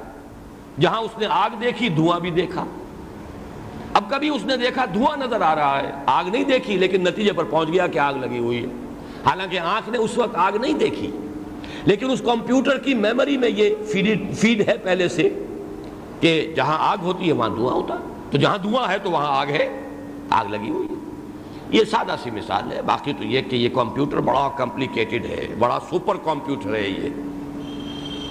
تیسرا انہوں نے لیول یا تیسری سطح یا تیسرا دائرہ قرار دیا علم بالقلب، اسی کو آپ کہہ سکتے ہیں علم بالروح، اس لیے کہ روح اور قلب ایک ہی شے ہے، اس لیے کہ قلب مسکن ہے روح کا، روح انسانی کا مسکن اور محل اور مقام جو ہے وہ قلب ہے۔ علم بالقلب، یہ علم بالقلب ہے تیسری شے جسے ریشنلسٹ قسم کے لوگ، جو عقلیت گزیدہ یا عقلیت جو پرست لوگ ہیں، وہ اس کا انکار کرتے ہیں۔ پہلے 2 علم تو سبھی مانتے ہیں، علم بالحواس، علم بالعقل، اس کا تو کوئی انکار کر ہی نہیں سکتا، لیکن دین کا سارا تعلق جو ہے وہ علم بالقلب سے ہے۔ یہ علم بالقلب جو انسان کو حاصل ہوتا ہے، اس میں نہ حواس کا کوئی دخل ہے، نہ عقل کا کوئی دخل ہے۔ عقل سے مراد عقل حیوانی، یہ کمپیوٹر، اس کا کوئی تعلق اس سے نہیں، نہ حواس کا کوئی تعلق اس سے۔ یہ تو براہ راست روح پر جو قلب میں ہے یا قلب پر نازل ہونے والا علم ہے۔ البتہ اس علم کی دو قسمیں ہیں بڑی بڑی۔ ایک اس کی سب سے اونچی، سب سے اعلیٰ، سب سے بلند اور محفوظ وہ شکل ہے، اس کو ہم وحی نبوت کہتے ہیں۔ وحی نبوت قلب کے ذریعے سے، نزل بہ الروح الامین علی قلبک، یہ روح الامین لے کر نازل ہوئے ہیں اس قرآن کو اے محمد آپ کے قلب پر۔ یہ قلب ہے در حقیقت کہ جو محبت وحی ہے، لیکن یہ وحی کی وہ آخری شکل ہے، علم بالقلب کی وہ سب سے اونچی، سب سے بلند، سب سے اعلیٰ اور محفوظ، اسی کو ہم کہیں گے وحی نبوت۔ اس سے کمتر ہیں خواب، کشف، الہام، تحدیث، القاء، جس کو ہم کہتے ہیں سکس سینس، یہ ایک لفظ ہمارے ہاں ہے نا مستعمل، ایکسٹرا سینسری پرسیپشن۔ اب تو آگے بات چلی گئی ہے، ای ایس پی، ہمارے یہ سینسری آرگنز کو کوئی دخل نہیں ہے لیکن پرسیپشن ہو جاتی ہے۔ اسی کو کبھی کہا جاتا تھا انٹیوشن، انٹیوشن ہے، میرا وجدان ہے۔ یہ بھئی وجدان کس بلا کا نام ہے؟ میرے پاس دلیل کوئی نہیں ہے لیکن میرا خیال ہے، میرا وجدان ہے، میرا دل کہتا ہے کہ یہ بات کیوں ہے۔ تو یہ گویا کہ پہلے بھی اس کے لیے اصطلاحات تھیں، انٹیوشن، سکس سینس، مائی سکس سینس از وارننگ می، اگرچہ کوئی اور میرے پاس دلائل نہیں ہے، کوئی اطلاع نہیں ہے، لیکن میری سکس سینس کہہ رہی ہے مجھے ادھر نہیں جانا چاہیے، دیر سم ڈینجر، کوئی خطرہ ہے، کوئی اندیشہ ہے۔ یہ سکس سینس ہے، اس لیے کہ 5 سینس آرگنز ہیں، ان سے ماورا کوئی ہے۔ اسی کے لیے آج کی اصطلاح ہے E S P, extra sensory perception. اسی کے درجے ہیں در حقیقت خواب، لیکن خواب جو ہے 3 قسم کے ہیں۔ خواب میں القائے شیطانی بھی ہو سکتی ہے، خواب میں تحدیث نفس بھی ہو سکتی ہے، اضغاث و احلام جن کو کہا گیا سورہ یوسف میں، جس کا فرائیڈ نے سب سے زیادہ جس کا مطالعہ کیا ہے، اور اس کو وہ تو اسی کو جانتا ہے اور کسی کو جانتا ہی نہیں۔ لہذا خوابوں کی ایک ہی قسم ہے کہ جو جدید سائیکالوجی میں زیر بحث آئے گی۔ سچے خواب کس بلا کا نام ہے وہ کیا جانے، وہ تو یہی جانتے ہیں ایڈ اور لیبیڈو کی جو ڈیزائرز ہیں وہ سپریس ہو جاتی ہیں تو کہیں تحت شعور میں جا کر بیٹھ جاتی ہیں، رات کو آدمی سو جاتا ہے، وہ پھر نقشہ چلنا شروع ہو جاتا ہے، فلم دیکھنی شروع کر دیتا ہے انسان۔ یہ اس کی دبی ہوئی خواہشات نفسانی ہیں، شہوات ہیں، جن کو کہ کوئی چونکہ تسکین کا سامان نہیں ملا تھا، وہ اب خواب کے اندر اپنی تسکین کا سامان کر رہے ہیں۔ لیکن خواب جان لیجئے 3 ہیں، القائے شیطانی بھی ہے، القائے رحمانی بھی ہے، اور تحدیث نفس بھی ہے، اپنے ہی نفس کی باتیں ہیں۔ تو جو خواب ہے سچا خواب، وہ بھی در حقیقت علم بالقلب ہے، وحی کی ایک لوور فارم ہے۔ اسی کے لیے لفظ القاء ہے، اسی کے لیے لفظ الہام ہے، اسی کے لیے لفظ تحدیث ہے۔ حضور نے فرمایا کہ ہر نبی کی امت میں محدث ہوتے تھے جن سے اللہ کلام کرتا تھا، اور میری امت کا محدث عمر ہے رضی اللہ تعالی، حالانکہ وہ نبی نہیں ہے۔ اسی کو کشف کہتے ہیں، آدمی دیکھ لیتا ہے کوئی چیز، اچانک کوئی منظر سامنے آ جاتا ہے، سینکڑوں میل کا فاصلہ ہے، اگر وہ روایت صحیح ہے، اور میں سمجھتا ہوں کہ صحیح ہے، بعض حضرات اس پر کوئی روایت کے اعتبار سے جرح کرتے ہیں، لیکن یہ کہ میرے نزدیک صحیح ہے، اس کو اتنا قبول عام حاصل ہے ہمارے ہاں کہ حضرت عمر رضی اللہ تعالیٰ عنہ مدینہ منورہ میں خطبہ دے رہے ہیں، اور شام میں میدان جنگ جو ہے وہ آپ کے سامنے آ جاتا ہے، اور دیکھتے ہیں کہ غلطی ہو رہی ہے، اور پکارتے ہیں آپ اس کو، کیا کر رہے ہو؟ جو ہسطل کے کمانڈر ہیں، یا ساریۃ الی الجبل، یا ساریۃ الجبل، اے ساریہ کیا کر رہے ہو؟ پہاڑ کی طرف ہو جاؤ، پہاڑ کو اپنی پشت پر رکھو، ایک بڑی اسٹریٹجک مسٹیک تم سے ہو رہی ہے۔ اور ساریہ وہاں سنتے ہیں ان آواز کو، اور اس کے مطابق اپنی اسٹریٹجی تبدیل کرتے ہیں۔ یہاں خطبے میں لوگ دیکھ رہے ہیں اور حیران ہو رہے ہیں، یہ کیا کہہ دیا انہوں نے ساریہ سے خطاب کر کے، بس یہ بات کہی اور اس کے بعد خطبہ پھر جاری ہے۔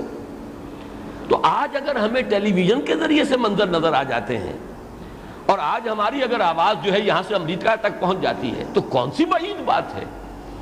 آخر کائنات وہی ہے، اس کی تمام فزیکل فورسز وہی ہیں، آج ہم نے ان کو کچھ اپنی اختراعات کے ذریعے سے گرفت میں لے لیا ہے، لیکن یہ کہ اللہ تعالیٰ کی قدرت سے تو پہلے بھی بعید نہیں تھا، نہ آج بعید ہے کہ اللہ تعالیٰ اتنے فاصلے سے حضرت عمر کو نقشہ دکھا دے۔ بہرحال اس وقت کی بحث صرف یہ سمجھیے کہ رویائے صالحہ یا رویائے صادقہ، جن کے لیے ایک لفظ مبشرات بھی ہے، نمبر 2 الہام، نمبر 3 القاء، نمبر 4 تحدیث، نمبر 5 کشف، یہ سب وحی ہیں لیکن غیر محفوظ وحی ہے، عام انسانوں کو بھی ملتی ہیں، یہ صرف نبی کے لیے نہیں ہے، یہ عام انسانوں کے لیے بھی۔ جن لوگوں کی بھی روح کو اتنی بالیدگی حاصل ہو جاتی ہے، لطافت حاصل ہو جاتی ہے کہ وہ عالم امر سے ان کا رابطہ قائم ہو جاتا ہے، ملائکہ کے ساتھ مناسبت ہو جاتی ہے، تو ان کو ملائکہ کے ذریعے سے انہیں بہت سی معلومات، جو ابھی فیصلے ہیں، جو اللہ تعالیٰ کی طرف سے فیصلہ فرشتہ لے کر آیا ہے، اسے ابھی ایگزیکیوٹ ہونا ہے، فیصلے کی تنفیذ ابھی ہونی ہے، جس کی مثال میں دیا کرتا ہوں کہ سیکریٹریٹ سے، اسلام آباد کے سیکریٹریٹ سے کوئی آرڈر کسی کے بارے میں ایشو ہو گیا، بہرحال کسی نے ٹائپ کیا ہے، کسی نے ڈکٹیشن دی تھی منسٹر صاحب سے، پھر ٹائپ کیا ہے، پھر اس کو جو ہے بھیجا گیا ہے، کتنا ہی آپ اسے کانفیڈینشیل کہہ لیں، کہیں نہ کہیں سے لیک کر جائے گا، کوئی آگے بتا دے گا یا فون کر دے گا، بھائی تمہارا جو ہے یہ فیصلہ ہو گیا تمہارا، حالانکہ وہ ابھی حکم وہاں تک پہنچا نہیں ہے۔ بالکل یہی معاملہ، فرشتے اس حکم کو لے کر نازل ہو رہے ہیں، ابھی اس کی تنفیذ ہونی ہے، لیکن یہ کہ روح انسانی اگر وہ اس کے اندر بالیدگی ہے، ترفع حاصل کر چکی ہے، وہ روح اس میں وہ لطافت آ چکی ہے، وہ اپنے اس حیوانی وجود سے کچھ آزاد ہو چکی ہے، کچھ بالا تر ہو گئی ہے، وہ اس سے مناسبت کی وجہ سے وہ علم سے حاصل ہو جاتا ہے، وہی خواب ہے، اور وہی سچا خواب ہے کہ جو وحی کا 46واں یا 60واں جز ہے۔ تو آخری بات اس ضمن میں عرض کر رہا ہوں، عام لوگوں کے لیے یہ جو علم بالقلب ہے غیر محفوظ ہے، غلطی بھی ہو سکتی ہے اور اس کے اندر جو ہے شیطانی مداخلت بھی ہو سکتی ہے، لیکن نبی کے بارے میں اس پر اجماع ہے کہ نبی کے یہ جو وحی ہے یہ بھی محفوظ ہوتی ہے، نبی کا خواب بھی سچا ہوتا ہے اور وحی ہے، نبی کا کشف بھی سچا ہوتا ہے اور وحی ہے، نبی کا الہام، نبی کا القاء، یہ سب کے سب محفوظ ہیں اور یہ بھی وحی ہی کی شکل ہے، اگرچہ فرق ہو جائے گا، اس کو وحی جلی کہتے ہیں جو وحی نبوت ہے، وحی جلی اس کے الفاظ بھی محفوظ ہیں، یہ وحی جو ہے یہ خفی وحی ہے، اس میں الفاظ کا کوئی فرق واقع ہو سکتا ہے، انٹرپریٹیشن کے بارے میں بھی کوئی فرق ہو سکتا ہے، اس لیے کہ اس کی توجیہ نبی خود کرتے ہیں، جبکہ وہاں وہ وحی باللفظ ہے، وہ محفوظ ہے، محفوظ یہ بھی ہے لیکن لفظاً نہیں، اس کے اندر جو ہے کوئی لفظی طور پر جو ہے کوئی فرق ہو سکتا ہے، انٹرپریٹیشن کا فرق بھی ہو سکتا ہے، لیکن ہے وحی۔ یہ جو نبی کا خواب ہے وہ بھی سچا خواب، یہ بھی وحی ہے، جس کی سب سے بڑی مثال میں نے بارہا دی ہے، حضرت ابراہیم علیہ السلام نے خواب ہی میں دیکھا تھا نا کہ اپنے بیٹے اسماعیل کو ذبح کر رہا ہوں، انی ارا فی المنام انی اذبحک فانظر ماذا تری، حالانکہ اتنا بڑا فعل ہے، اگر اللہ کا صریح حکم نہ ہو تو یہ تو قتل ہے، قتل ناحق ہے، بہت بڑا گناہ ہے۔ معلوم ہوا کہ حضرت ابراہیم کو یقین تھا کہ یہ من جانب اللہ ہے، اگرچہ لفظاً وہ وحی نہیں ہوئی تھی، وہ خواب تھا جو حضرت ابراہیم دیکھ رہے تھے، لیکن اتنا یقین تھا انہیں کہ یہ اللہ کی طرف سے ہے کہ انہوں نے اس کو اپنے بیٹے کے سامنے رکھ دیا، میں دیکھ رہا ہوں، اللہ کا حکم یہ آیا، انی اذبحک فانظر ماذا تری۔ تو جو باتیں میں نے عرض کی ہیں وہ یہ کہ علم کے 3 دائرے، علم بالحواس، علم بالقلب، علم بالعقل، علم بالقلب۔ علم بالقلب ہی کے لیے ایک لفظ عام وحی ہے، وحی کی 2 شکلیں، وحی نبوت جو لفظاً محفوظ، مداخلت شیطانی سے بھی اس کی حفاظت اور اس کے الفاظ بھی محفوظ من جانب اللہ، وہ وحی باللفظ ہے، یہ صرف انبیاء کے لیے مختص ہے۔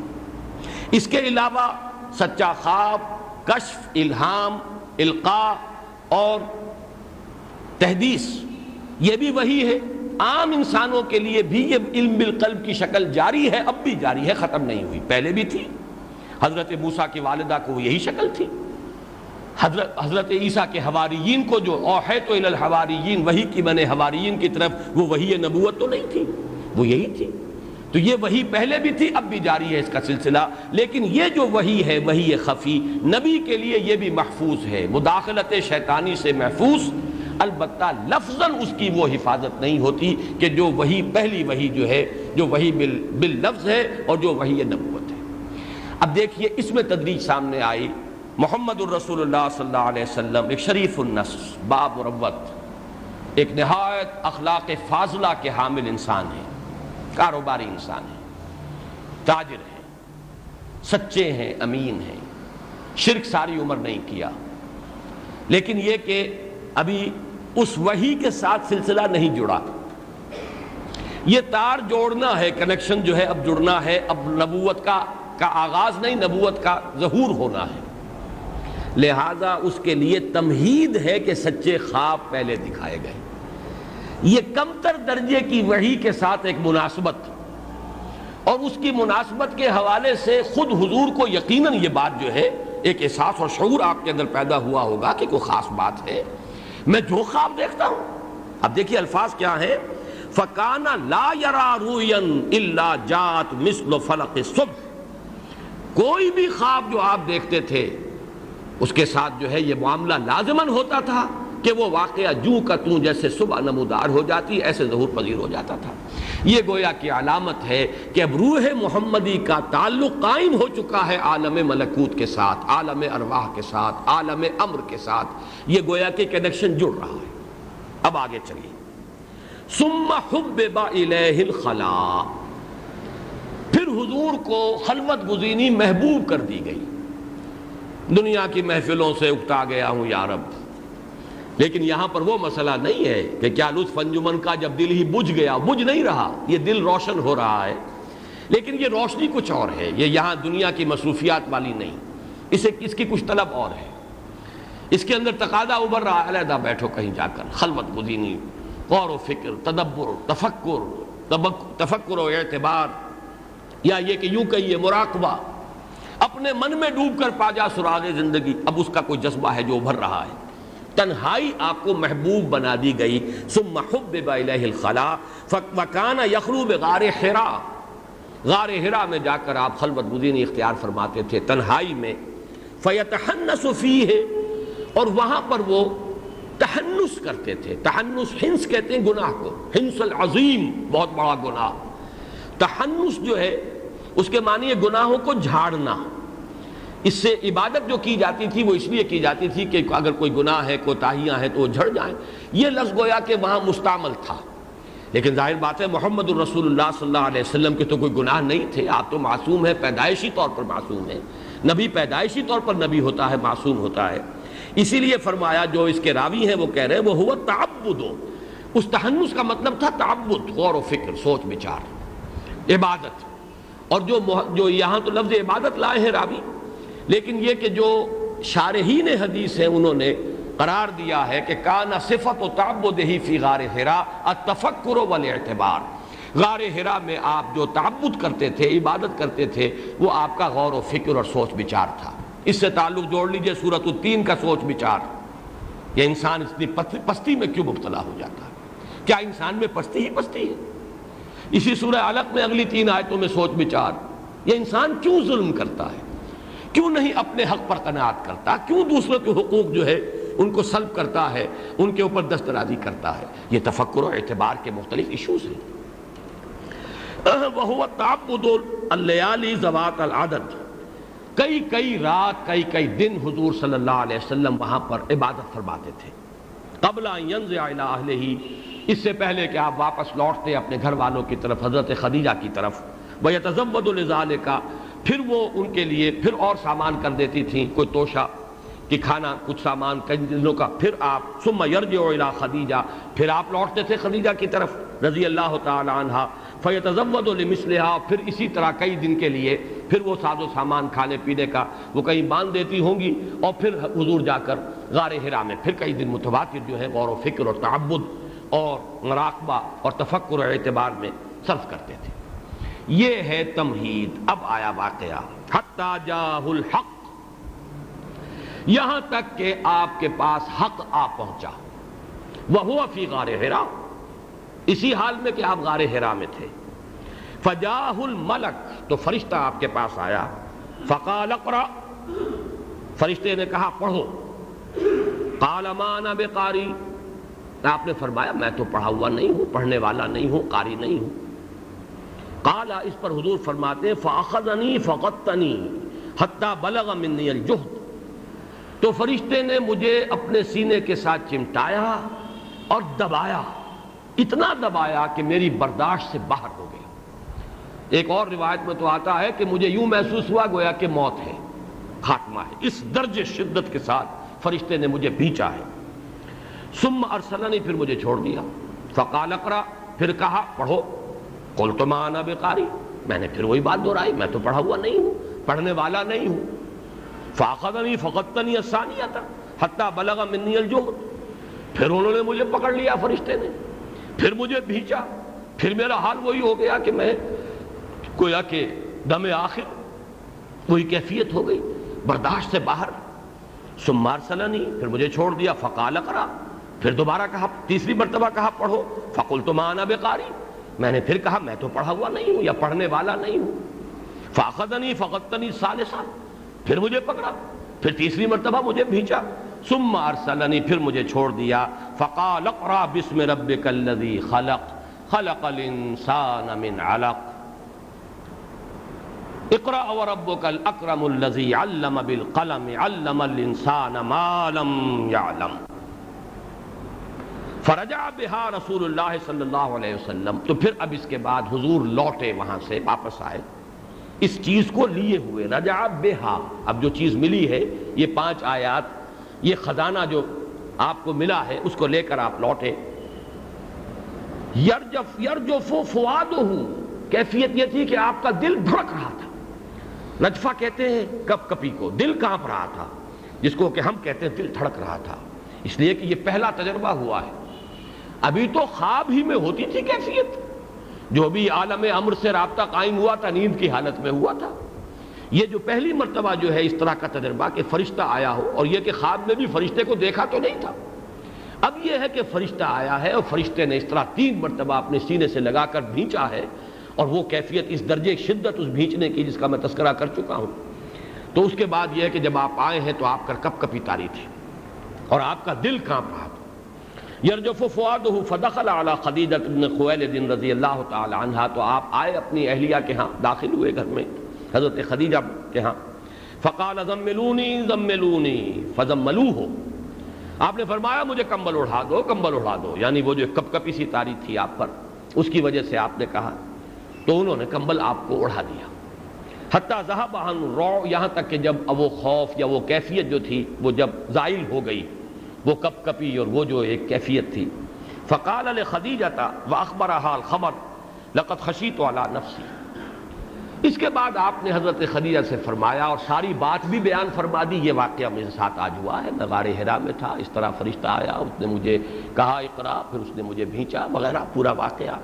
اور اس کے بعد الفاظ یہ فرمائے خشیت علی نفسی، مجھے تو اپنی جان کا اندیشہ ہے، یہ کیا ہو رہا ہے میرے ساتھ، پتہ نہیں یہ کیا ہوگا، یہ کیا تجربہ ہے جو مجھے ہوا ہے، مجھے اپنی جان کا اندیشہ ہے۔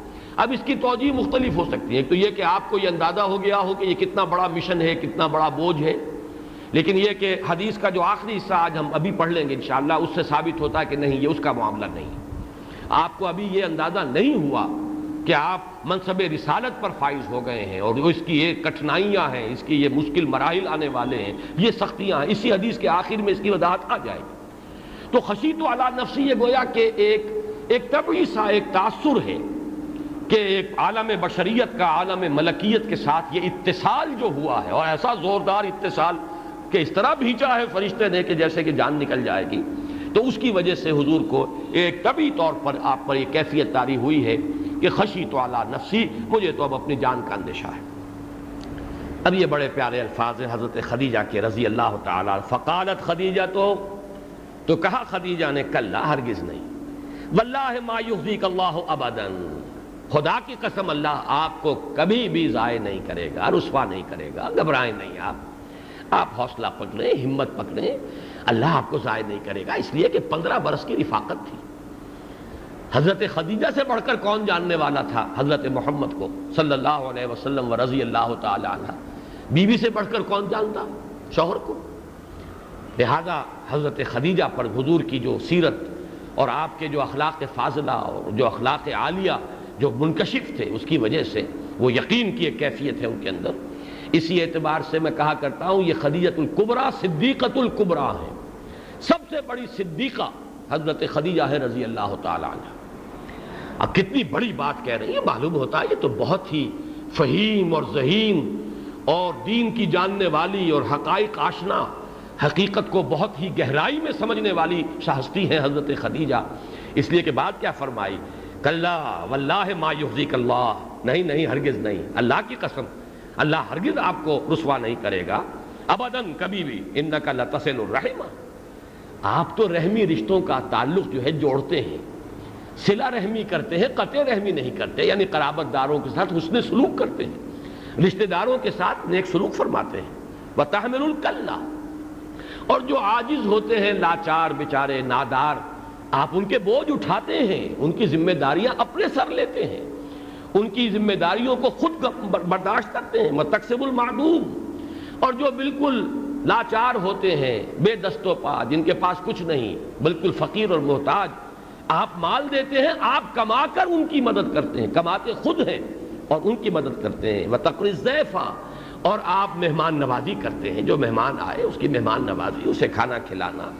وتعین علی نوائب الحق، اور جو اس کے دو ترجمے کیے گئے ہیں، واقعی مصائب ہوں کسی کے، یا یہ کہ کوئی نیکی کے کاموں میں کسی کو مشقت پیش آ رہی ہے تو آپ مدد کرتے ہیں، ہر وقت آپ کمر باندھے تیار رہتے ہیں ہر شخص کی مدد کرنے کے لیے، اگر وہ کسی واقعی مشکل کے اندر پڑ گیا ہے۔ ایک تو ہے کہ جو پروفیشنل بھکاری ہے اس کی بات اور ہے، حقیقتاً اگر کوئی شخص مشکل سے دو چار ہو جائے تو آپ ہر وقت مدد کے لیے تیار، یا یہ کہ کسی خیر کے کام میں اگر کوئی آپ سے مدد طلب کرتا ہے تو آپ ہر وقت تیار رہتے ہیں۔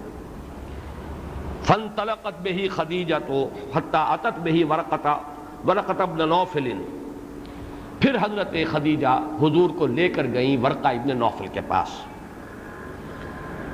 ابن عم خدیجہ تھا، وہ حضرت خدیجہ کے چچا زاد بھائی تھے۔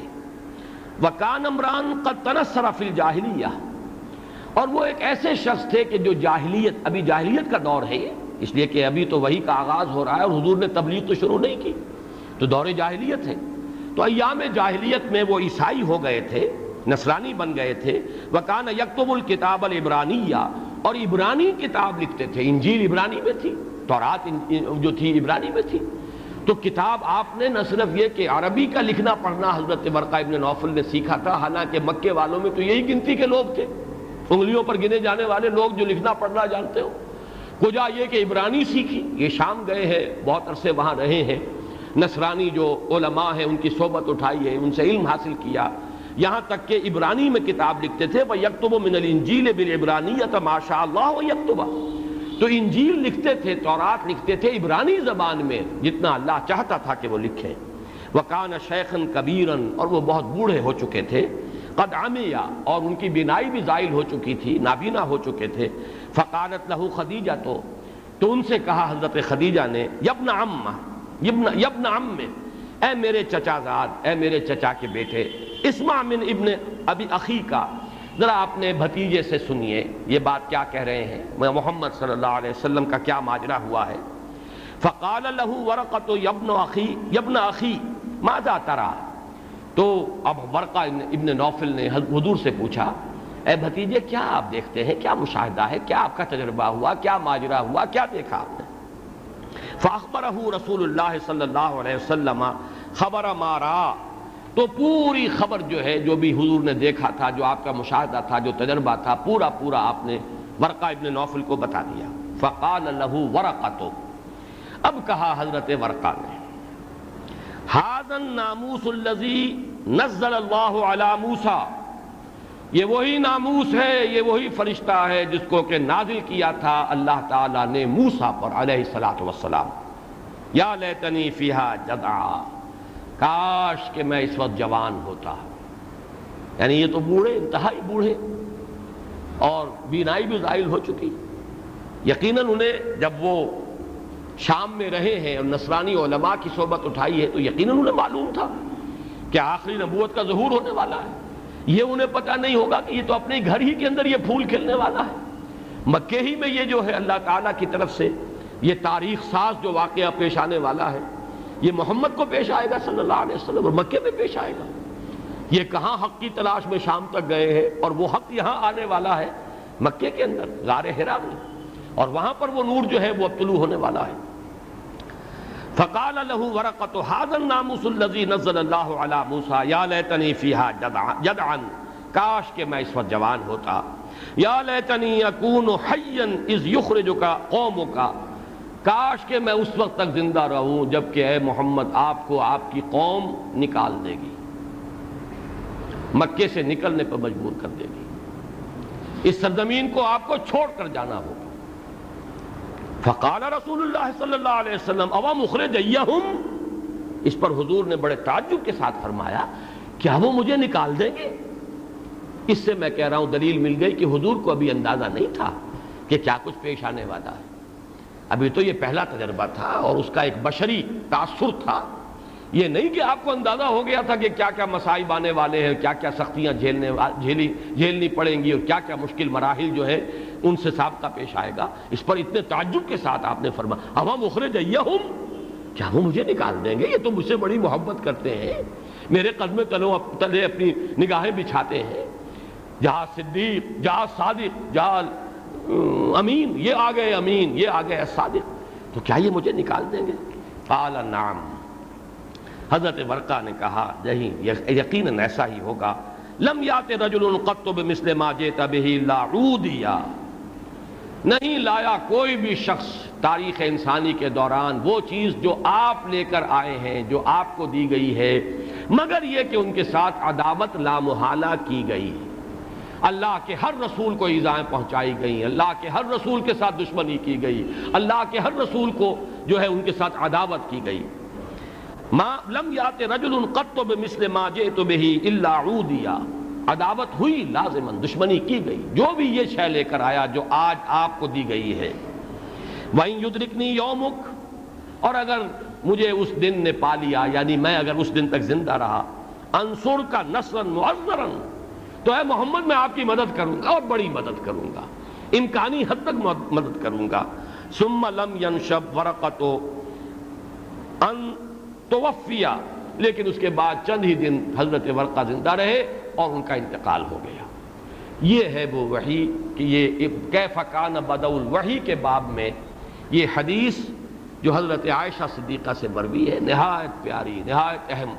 آج میں نے یہ پوری حدیث پڑھ کر آپ کو سنائی، اس سے پہلے اس کے مختلف جملے تو ہیں میرے دروس میں آتے رہے، ابا مخرجیہم، یہ تو میں نے بارہا آپ کو کوٹ کیا ہے۔ اسی طرح اول ما بدأ بہ الرؤیا الصالحہ، یہ بھی میں نے بارہا سنایا ہے۔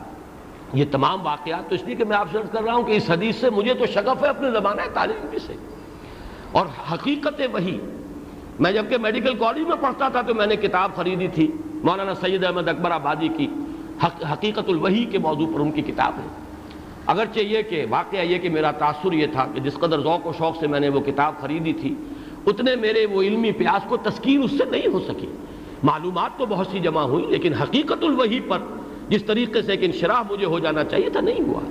یہ پورا عرصہ جو ہے اب جو گزر گیا، یوں سمجھیے کہ سن 54 سے لے کر 91 تک، یہ 37 برس گزر گئے غالباً، اس میں غور و فکر جاری رہا ہے، قرآن حکیم کا مطالعہ کیا ہے، وحی کی اقسام، سورہ شورا کے آخری حصے میں جو آیت آئی ہے کہ کلام جو ہے بندے کا اللہ کے ساتھ وہ کس طرح کی شکلوں میں ہو سکتا ہے، ما کان لبشر ان یکلمہ اللہ الا وحیا او من وراء حجاب او یرسل رسولا فیوحی باذنہ، یہ تمام چیزیں جو ہے یہ میں نے بعد میں ان پر غور و فکر کیا ہے، لیکن آج میں نے چاہا اور میرے لیے بالکل یہ ممکن نہیں ہوا کہ یہ پوری حدیث آپ کو سنائے بغیر سورہ علق کا درس جو ہے وہ میں سمجھوں کہ میں نے اس کا حق ادا کر دیا ہے۔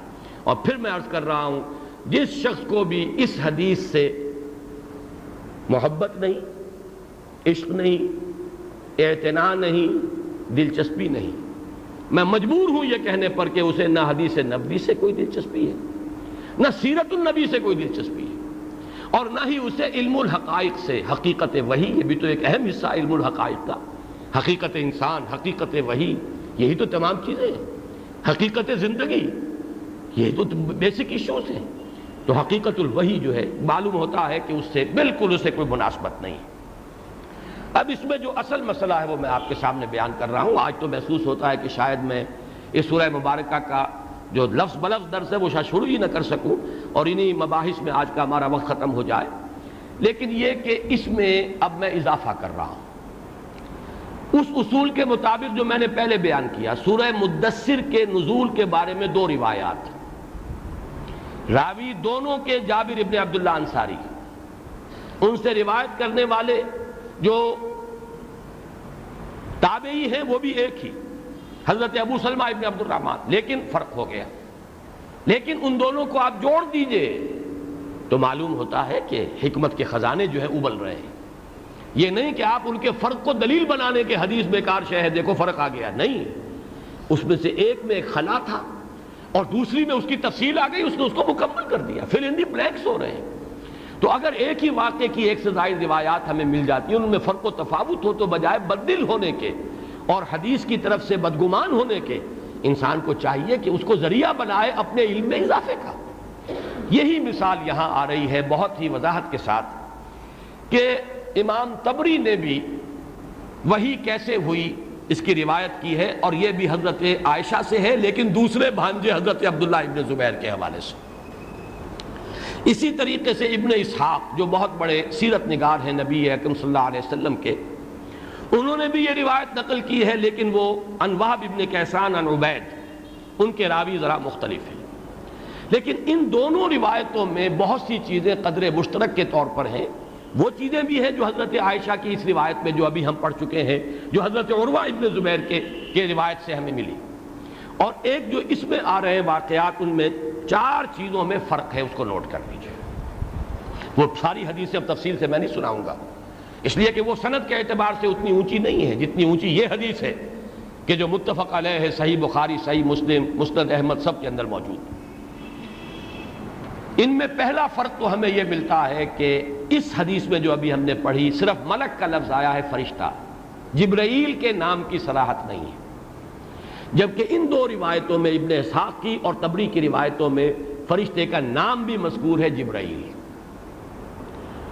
دوسری بہت اہم بات جو ہے ان دو روایتوں میں، جن کو میں سمجھتا ہوں کہ وہ حضرت عائشہ رضی اللہ تعالی عنہ کی روایت عن عروہ ابن زبیر جو ابھی ہم نے پڑھی ہے، اس کے ایک خلا کو فل کر رہی ہے، وہ یہ ہے کہ یہ حضور کے ساتھ واقعہ پہلا جو پیش آیا ہے، یہ بھی نیند کی حالت میں تھا، آپ سوئے ہوئے تھے۔ چنانچہ میں اب آپ کو یہ الفاظ سنا رہا ہوں اس روایت کے۔ فجاءنی، جبرائیل میرے پاس آئے، وانا نائم، اور میں سویا ہوا تھا۔ تیسرا فرق جو ہے وہ اب یہاں پر نوٹ کر لیجئے کہ حضرت جبرائیل لے کر آئے تھے دبیز ریشم کا ایک ٹکڑا جس پر یہ آیات لکھی ہوئی تھی۔ چنانچہ الفاظ کیا ہے؟ بے نمت من دیباج فیہ کتاب، ایک دبیز ریشم کا ٹکڑا، اس پر یہ آیات لکھی ہوئی تھی، اقرا بسم ربک الذی خلق، خلق الانسان من علق، اقرا وربک الاکرم الذی علم بالقلم، علم الانسان ما لم یعلم۔ چوتھی چیز یہ ہے جس میں کہ فرق ہے کہ حضرت عائشہ کی وہ روایت جو ہم نے تفصیل سے پڑھی ہے، اس میں تینوں مرتبہ ایک ہی جواب نقل کیا گیا، ما انا بقاری۔ پہلے دفعہ فرمایا فرشتے نے اقرا، آپ نے فرمایا ما انا بقاری، دوسری مرتبہ پھر اقرا ما انا بقاری، تیسری مرتبہ پھر اقرا، پھر آپ کا جواب ما انا بقاری۔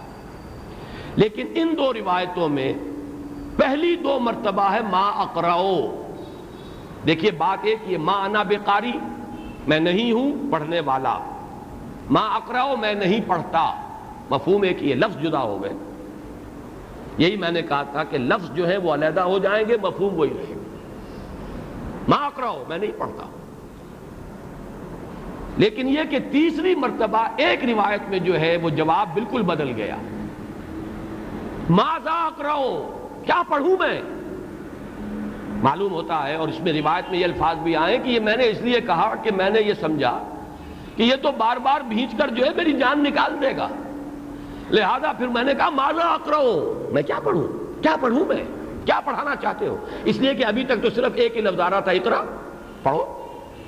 جواب تھا ما انا بقاری یا ما اقرأو، پھر اقرا، جواب تھا پھر وہی ما انا بقاری یا ما اقرأو، تیسری مرتبہ پھر اقرا۔ تو اس روایت میں تھا کہ تیسری مرتبہ پھر جواب دیا ما انا بقاری، لیکن ان میں سے ایک روایت میں ہے ماذا اقرأو، کیا پڑھوں؟ اس کے بعد پھر یہ الفاظ آئے، اور اس کے بعد حضور فرماتے ہیں فقرأتہ تو پھر میں نے اسے پڑھ لیا. ثم انتہا، پھر وہ انتہا ہو گئی، بات پوری ہو گئی. ثم انصرف، پھر وہ فرشتہ چلا گیا. انی یعنی مجھ سے رخصت ہو گیا. وحببت، پھر میں جاگ گیا. استيقظت، جاگ گیا. یعنی اس روایت میں صراحت کے ساتھ شروع میں بھی وانا نائم میں سویا ہوا تھا، اور یہ جو کچھ واقعہ پیش آیا ہے یہ گویا حالت نوم میں پیش آیا. جب فرشتہ چلا گیا پھر میں جاگا ہوں. فحببت من نومی، میں اپنی نیند سے بیدار ہو گیا. فکانما کتب فی قلبی کتابا، تو میں نے یہ محسوس کیا کہ میرے دل میں وہ چیز لکھی جا چکی ہے، یہ آیات میرے لوح قلب پر نقش ہو چکی ہیں. یعنی یہ کہ میں نے نیند کی حالت میں یہ سارا تجربہ مجھے ہوا ہے، لیکن یہ کہ جاگنے کے بعد میں نے محسوس کیا کہ وہ تو میرے قلب کے اوپر، لوح قلب پر کندہ ہو چکی ہیں یہ آیات. فکانما کتب فی قلبی کتابا. یہ ہے دوسری حدیثوں یا اسی واقعے کی دوسری روایتوں میں جو فرق ہے اس حدیث سے جو میں نے تفصیل سے پڑھ کر سنائی ہے. اب میں یہاں پر اگرچہ مختلف لوگوں کی اپنی اپنی آراء ہیں، لیکن جو میری رائے ہے، میں ظاہر بات ہے کہ جو بھی حاصل ہے غور و فکر کا ابھی تک کے مطالعے کا، اس سے جہاں میں پہنچا ہوں وہ میں اپنے ان دروس میں بغیر اس جھجک کے کہ کیا لوگ کہیں گے، مجھے اس کی کوئی پرواہ نہیں ہے، اور اس کو بھی مانتے ہوئے کہ اوپن ٹو کریکشن رہنا چاہیے انسان کو. ہو سکتا ہے کہ بعد میں مجھے اپنی کسی غلطی کا احساس ہو جائے، لیکن اس لمحے آج کی تاریخ میں جس نتیجے پر میں پہنچا ہوں وہ یہ ہے کہ حضرت عائشہ کی اس روایت میں یہ جو خلا تھے وہ ان روایتوں سے پورے ہوتے ہیں، اور واقعتاً یہ دوسرا مرحلہ ہے حضور پر وحی کے آغاز کا. پہلا مرحلہ جو حضرت عائشہ نے تفصیلاً بیان کیا، سچے خواب. ابھی کسی فرشتے کو دیکھا نہیں، کوئی لفظی جو ہے وہی نہیں ہوئی، خواب ہی میں ایک واقعہ دیکھا، لیکن یہ کہ پھر وہ واقعہ جوں کا توں ظہور پذیر ہو گیا. معلوم ہوا کہ کوئی روح محمدی کا ربط قائم ہو چکا ہے عالم ارواح سے، عالم امر سے، عالم ملکوت سے. اب اس سے پہلے کہ وہ جو صراحت کے ساتھ جاگتے ہوئے وحی کا سلسلہ شروع ہو، یہ دوسرا درجہ ہے. پہلا تجربہ نیند کی حالت میں لیکن فرشتے کو دیکھا ہے. اب فرشتہ آیا ہے، فرشتے نے بھیجا ہے. بلکہ جیسے میں آج عرض کر رہا تھا کہ میں نے کچھ چیزیں پہلے پڑھی ہیں، آج میں حوالہ تلاش نہیں کر سکا. اسی طرح مجھے یاد ہے کہ میں نے کسی تفسیر میں یہ الفاظ بھی پڑھے تھے کہ یہ وحی جو ہوئی ہے بین النوم والیقظہ، یہ نیند اور بیداری کے مابین کی ایک حالت تھی جس میں کہ یہ واقعہ پیش آیا. نہ اسے خالص نیند کہیں گے اور نہ اسے خالص بیداری کہیں گے، ایک بین بین کی شے ہے، بین النوم والیقظہ. پہلے جو کچھ ہوا خالص خواب میں ہوا، اور خواب میں، نیند میں آپ نے خواب دیکھے. دوسرا مرحلہ اب بین النوم والیقظہ، ایک واقعہ ہوا ہے، فرشتہ آیا ہے، فرشتے نے بھیجا ہے، اس کا احساس آپ کو ہوا ہے، اور گویا کہ وہ عالم ملکیت اور عالم بشریت کا اتصال نہایت شدید ہو گیا بڑی طاقت کے ساتھ، اس درجے میں کہ حضور محسوس کر رہے ہیں کہ میری جان نکل جائے گی. بلغنی منی الجہد، میری تحمل سے بڑھ کر بات ہو گئی تھی، اتنا بھیجا ہے. یہ عالم بشریت اور عالم ملکیت کا اتصال شدید ہے. اتصال بے تکیف بے قیاس، ہست رب الناس را بے باجال ناس. یہاں اتصال عالم بشریت اور عالم ملکیت کا ہو رہا ہے. لیکن یہ کہ یہ لفظاً وحی ہوئی، اور حضور جب جاگے ہیں تو آپ نے اپنے قلب پر ان الفاظ کو کندہ پایا. اچھا ظاہر بات ہے اگر یہ نیند میں نہ ہوتا تو وہ ٹکڑا ہونا چاہیے تھا آپ کے پاس. بعید تو وہ بھی نہیں. اگر حضرت موسیٰ علیہ السلام کو پتھر کی تختیوں پر لکھ کر وحی دی جا سکتی تھی تو محمد رسول اللہ صلی اللہ علیہ وسلم کو ریشم کے ٹکڑے کے اوپر لکھی ہوئی وحی کیوں نہیں بھیجی جا سکتی؟ تو کوئی بعید قیاس بات تو نہیں ہے. لیکن یہ عالم بیداری کا واقعہ ہوتا تو جیسے حضرت موسیٰ وہ تختیاں لے کر کوہ طور سے نیچے اترے تھے، اسی طرح حضرت محمد صلی اللہ علیہ وسلم بھی وہ لکھا ہوا دیباج کا جو ٹکڑا ہے جس کے اوپر یہ آیات جو ہے وہ مکتوب ہوتی وہ لے کر نازل ہوتے جبل نور سے، غار حرا سے. لیکن نہیں، یہ حالت نوم میں ہوا ہے. حالت نوم میں حضور کو دکھایا گیا. اسی سے میں دلیل لیتا ہوں اگر صرف زبان سے یہ جو ہے یعنی لسان فرشتہ، لسان ملک، صرف زبان فرشتہ سے یہ بات ہو رہی ہوتی تو مانا بے قاری کہنے کا کوئی تک ہی نہیں ہے. وہ تو کسی شخص نے نہ پڑھا ہو نہ لکھا ہو تو بہرحال وہ زبان سے زبان تک تلقی باللسان جو ہے وہ تو ہو سکتی ہے. پہلے ہی لمحے میں آپ کو کہنا چاہیے تھا ما اقرأ اقرا ما اقرأ، کیا پڑھوں، کیا کہنا چاہتے ہیں آپ؟ ماذا اقرأ، پڑھائیے۔ آخر ہر شخص جو ہے، بچے کو بھی ہم پڑھاتے ہیں بسم اللہ الرحمن الرحیم اقرأ بسم ربک الذی خلق۔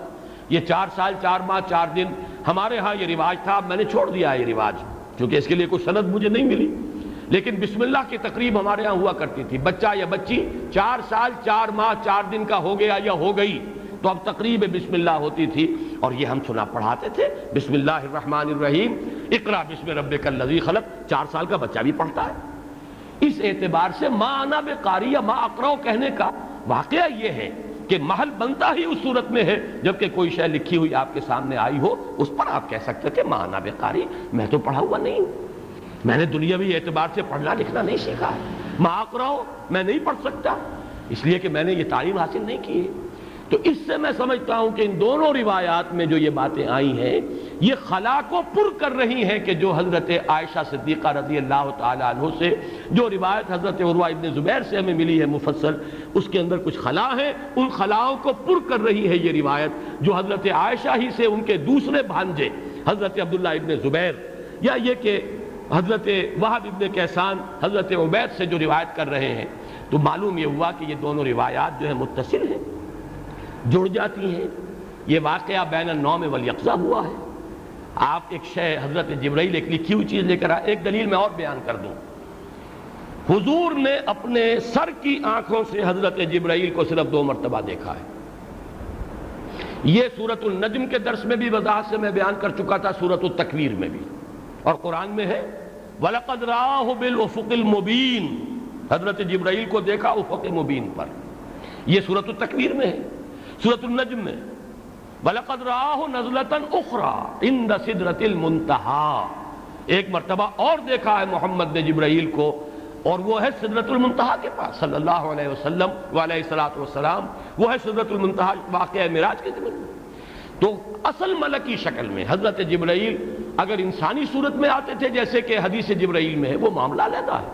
عام طور پر حضرت دحیہ کلبی کی شکل میں آتے تھے، نہایت خوب روح، نہایت خوبصورت حسین و جمیل صحابی تھے حضرت دحیہ، ان کی شکل میں عام طور پر حضرت جبرائیل آتے تھے، لیکن مختلف شکلوں میں بھی آتے تھے، لیکن انسانی صورت میں۔ اصل ملکی شکل جو ہے، فرشتہ جو اصل اپنے فرشتے کی شکل میں، وہ حضور نے بچشم سر صرف 2 دفعہ دیکھا۔ ایک وہ واقعہ ہے جو سورہ مدثر کے نزول کے پس منظر میں ہے، آپ غار حرا سے اتر رہے تھے، آواز آئی یا محمد، آپ نے دائیں بائیں دیکھا کوئی نظر نہیں آیا، خوف طاری ہوا، پھر آگے بڑھے، پھر آواز آئی یا محمد، پھر دیکھا دائیں بائیں آگے پیچھے کوئی نظر نہیں آیا، مزید خوف جو ہے بڑھ گیا، پھر آگے بڑھے، پھر تیسری مرتبہ اچانک نگاہ اوپر اٹھی تو آپ نے فرمایا فَإِذَا الْمَلَكُ الَّذِي جَاءَنِي بِحِرَا۔ معلوم ہوا کہ تیسری ملاقات یہ ہے، لیکن یہ ملاقات بچشم سر نہیں ہے، ورنہ 2 کی بجائے 3 ماننے پڑیں گے۔ دیکھا ہے اصل ملکی شکل میں، ورنہ پہچانتے کیسے کہ یہ وہی فرشتہ ہے جو میں نے غار حرا میں دیکھا ہے۔ لیکن غار حرا میں جو حضرت جبرائیل کو دیکھا ہے، رؤیت جو ہوئی حضرت جبرائیل کی، وہ ملکی شکل میں ہوئی لیکن حالت نوم میں ہوئی، ان آنکھوں سے نہیں دیکھا۔ قلب محمدی نے دیکھا ہے حضرت جبرائیل کو، روح محمدی نے مشاہدہ کیا ہے روح الامین کا ان کی اصل ملکی شکل میں، لیکن یہ آنکھ اس میں حائل نہیں تھی، آنکھ اس میں انوالو نہیں تھی۔ البتہ وہ جو 2 رؤیتیں ہیں، ایک حرا سے اترتے ہوئے اور ایک سدرۃ المنتہا شب معراج میں، یہ دونوں ہیں بچشم سر، اپنی آنکھوں سے، ان آنکھوں سے محمد رسول اللہ صلی اللہ علیہ وسلم نے حضرت جبرائیل کو دیکھا ہے۔ یہ بھی اس کی توجیہ اسی طریقے سے ہو سکتی ہے کہ یہ جو رؤیت ہے غار حرا میں حضرت جبرائیل کی، اور یقیناً اصل ملکی شکل میں ہے، تبھی پہچان لیا کہ فَإِذَا الْمَلَكُ الَّذِي جَاءَنِي بِحِرَا، لیکن یہ حالت بیداری میں بچشم سر نہیں ہے بلکہ حالت نوم میں بچشم قلب ہے۔ اب آئیے جتنا بھی وقت آج مل جائے، میں انتظار کر رہا ہوں کیسٹ کا کہ وہ ختم ہو جائے، تو اب ان آیات کا مطالعہ ہم کرتے ہیں لفظ بلفظ۔ اقرأ بسم ربک الذی خلق، پڑھو اپنے اس رب کے نام سے جس نے پیدا کیا۔ اس آیت میں سب سے پہلے ایک بات جو میں بیان کر چکا ہوں، دوبارہ ایک جملے میں پھر سن لیجئے، یہ ظہور نبوت محمدی ہے۔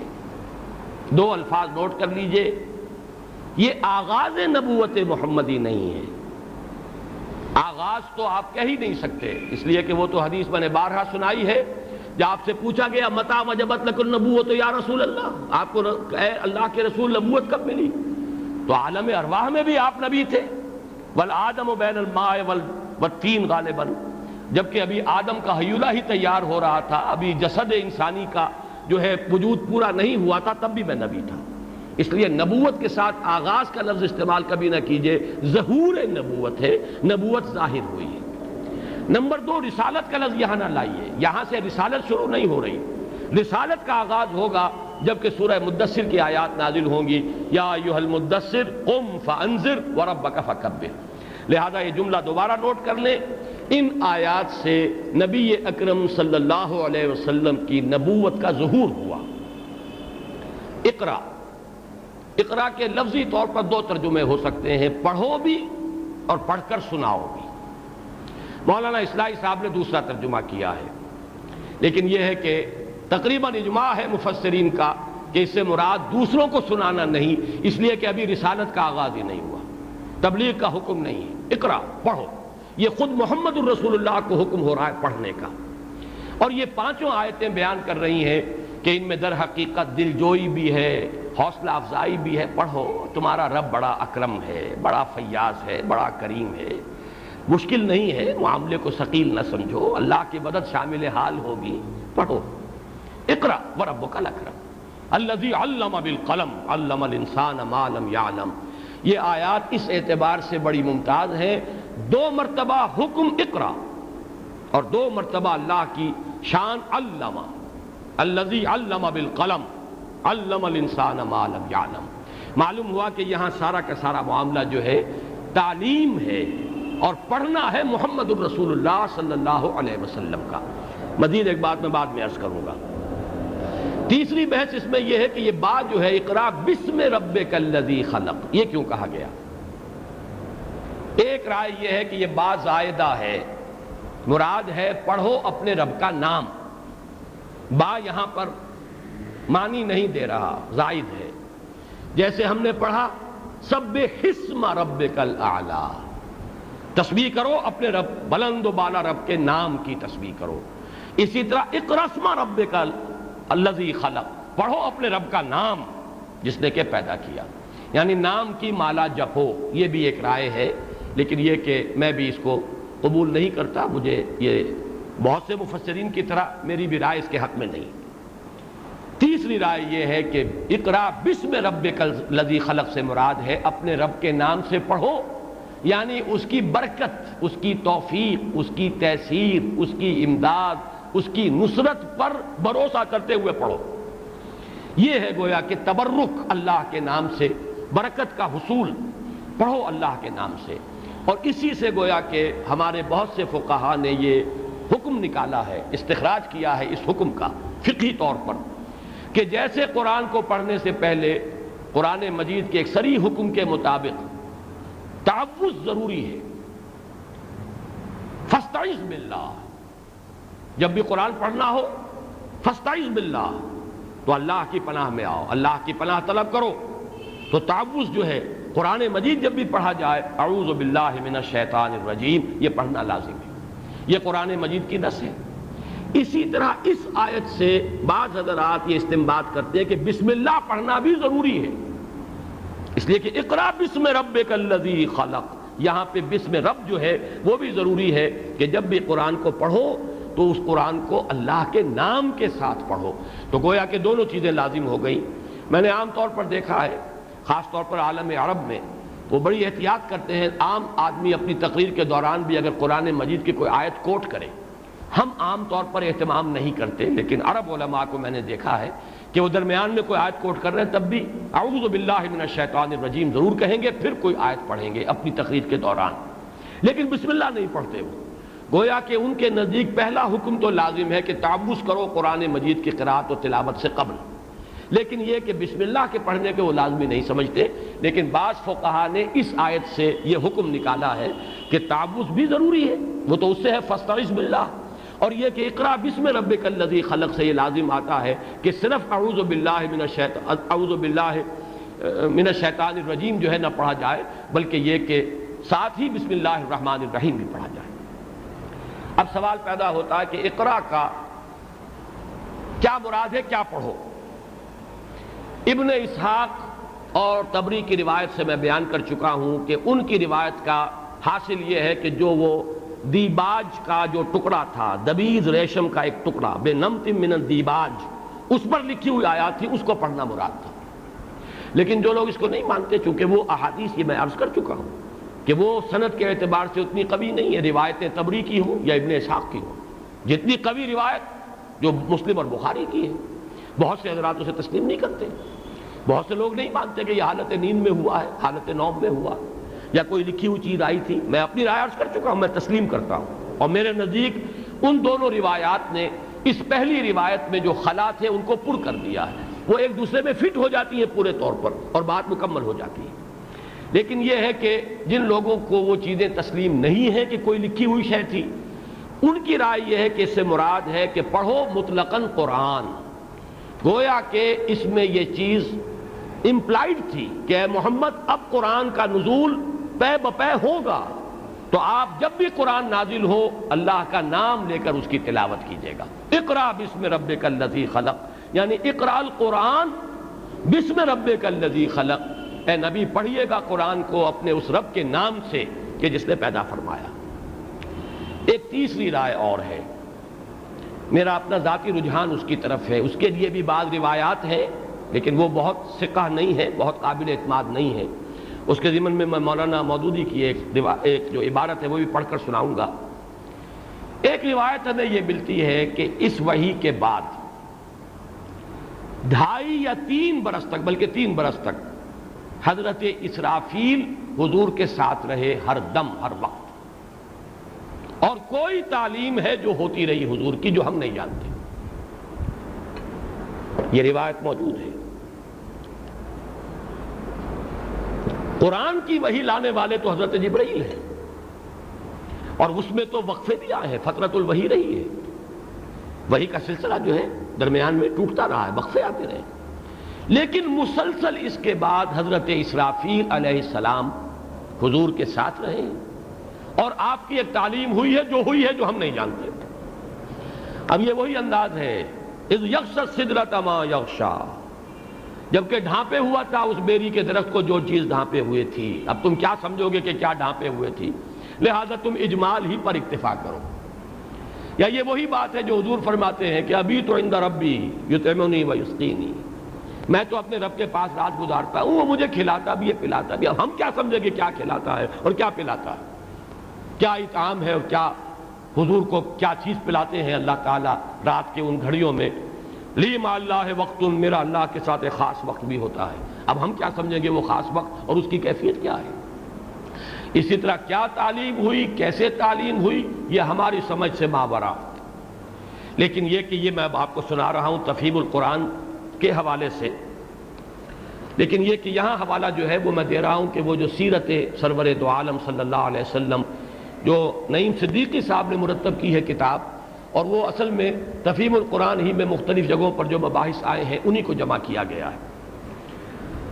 فرماتے ہیں کہ ابن جریر نے اپنی تاریخ میں، ابن سعد نے طبقات میں، امام قسطلانی نے مواہب لدنیہ میں، امام زرقانی نے شرح مواہب میں، مشہور تابعی امام شعبی کا یہ قول نقل کیا ہے کہ نبوت کے ظہور کے بعد ابتدائی 3 سال تک رسول اللہ صلی اللہ علیہ وسلم کے ساتھ حضرت اسرافیل کو تعلیم کے لیے لگا دیا گیا تھا۔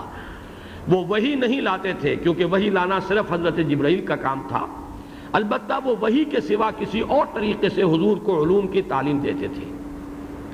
مزید برآں امام احمد ابن حنبل اور یعقوب ابن سفیان الحافظ اور امام بیہقی نے بھی امام شعبی سے اس روایت کو نقل کیا ہے۔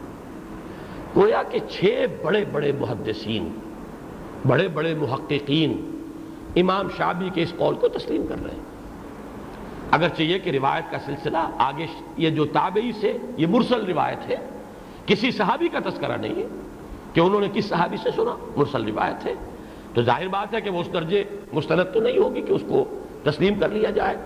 لیکن یہ کہ اتنے لوگ جمع ہو رہے ہیں تو مولانا مودودی نے بڑی صحیح بات کہی ہے جو اس بحث کو کنکلوڈ کیا ہے کہ یہ ایک ایسا معاملہ ہے جس کا نہ قطعی انکار کیا جا سکتا ہے اور نہ قطعی اقرار، نہ یقین کے ساتھ کہہ سکتے ہیں کہ ایسا ہوا، اور لیکن اسی طرح یقین کے ساتھ انکار بھی نہیں کر سکتے۔ امام شعبی ایک بہت بڑے تابعی ہیں، فقہ راوی ہیں، اور ان سے اتنے بڑے بڑے ائمہ دین اور محققین جو ہے اور محدثین وہ اس کو نقل کر رہے ہیں، تو بالکل بے بنیاد تو نہیں ہو سکتی۔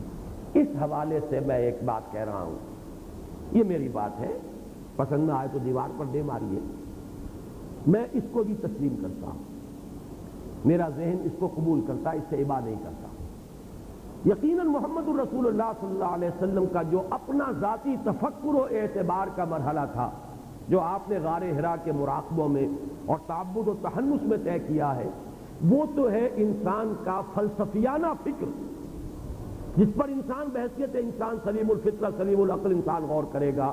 اس کی تو معراج پر محمد پہنچ چکے تھے، پھر وحی شروع ہوئی، لیکن وحی شروع ہونے کے بعد ایک یہ علم لدنی اللہ کی طرف سے، وہ علم جو اب نبی کے لیے ضروری علم ہے، اب یہ فلسفیانہ علم نہیں، یہ علم وہ ہے کہ جو علم نبوی ہے، یہ خاص سلسلہ ہے جو اللہ تعالیٰ نے محمد الرسول اللہ صلی اللہ علیہ وسلم کے لیے 3 سال تک جاری رکھا اپنے ایک دوسرے فرشتے کے ذریعے سے۔ اور یہ بات بالکل سمجھ میں آتی ہے، اس کے اندر وہ حقائق، وہ معارف جن کی کہ اب ضرورت تھی فرائض نبوت ادا کرنے کے لیے، فرائض رسالت ادا کرنے کے لیے، محض فلسفیانہ غور و فکر جو ہے وہ اس راستے کے اندر پوری اس کی ضرورتیں پوری نہیں کر سکتا۔ لہذا یہ بات سمجھ میں آتی ہے، اور یوں کہا جا سکتا ہے، یہ میں وہ بات اپنی عرض کر رہا ہوں، گویا کہ اس اعتبار سے حضور کی بھی بسم اللہ ہوئی ہے تعلیم کی، جیسے کہ بچوں کی تعلیم کی ابتدا 4 سال 4 مہینے 4 دن کی عمر میں کرنے کا ایک رواج کبھی نہ معلوم کہاں سے شروع ہوا، لیکن ہماری برادری میں، ہمارے گھروں میں بھی یہ رواج ہمارے زمانے تک چلتا رہا ہے۔ اب ہم نے ترک کر دیا ہے کہ اگر کوئی سند نہیں ہے، اس کے لیے کوئی دلیل نہیں ہے، تو ان چیزوں کو چھوڑ دینا چاہیے۔ معلوم ہوا کہ وہ تعلیم محمد الرسول اللہ صلی اللہ علیہ وسلم کی، گویا کہ یہاں اقرا سے مراد صرف قرآن نہیں ہے، بلکہ جو کچھ کے پڑھایا ہے حضرت اسرافیل علیہ السلام نے 3 سالوں کے دوران محمد الرسول اللہ صلی اللہ علیہ وسلم، یہ اس کے لیے کہا جا رہا اقرا، اقرا بسم ربک الذی خلق، اب پڑھو وہ تعلیم جو تمہاری شروع ہو رہی ہے۔ اب فرشتے کا جو ساتھ رہے گا 3 سال تک مسلسل، جو علم لدنی اللہ کی طرف سے خاص علم، وہ علم نبوی جو علم نبوت ہے جو آپ کو دیا جانا ہے بڑے ہمت کے ساتھ، اس لیے کہ تمہارا رب بڑا کریم ہے بلکہ اکرم ہے، اسی نے سکھایا جو کچھ سکھایا، علم الانسان ما لم یعلم، جو علم بھی دیا اسی نے دیا، البتہ اس کے علم سے دینے کے اور انسان کو علم سکھانے کے طریقے جدا ہیں، جدا ہیں، مختلف انداز میں اس نے سکھایا ہے۔ وہ میں انشاءاللہ تعالی وہ اب اگلے درس کے اندر جو ہے ان آیات کو بھی انشاءاللہ تعالی کل میں ان آیات کو بھی، آج تو ہم نے ابھی صرف اقرا بسم ربک الذی خلق، بلکہ اس میں بھی اقرا بسم ربک، یہیں تک ہم پہنچے ہیں، اس سے آگے ہم 8 آیتیں بھی آج کے نہیں پڑھ سکے، لیکن یہ کہ ماشاء اللہ کان وما لم یشاء لم یکن، جو اللہ نے چاہا وہی ہونا تھا وہی ہوا ہے، جو اللہ کی اپنی مشیت میں نہیں تھا وہ نہیں ہو سکتا تھا، لیکن اب امید ہے کہ ہم نے سارا جو بنیادی مباحث تھے جو اس سورہ مبارکہ کے اعتبار سے میرے نزدیک بڑی بنیادی اہمیت کے حامل تھے، وہ ہم نے کور کر لیے ہیں۔ انشاءاللہ اب کل ایک نشست میں ہم اس پوری سورہ مبارکہ کو پڑھ لیں گے۔ بارک اللہ لی ولکم فی القرآن العظیم ونفعنی وإیاکم بالآیات والذکر الحکیم۔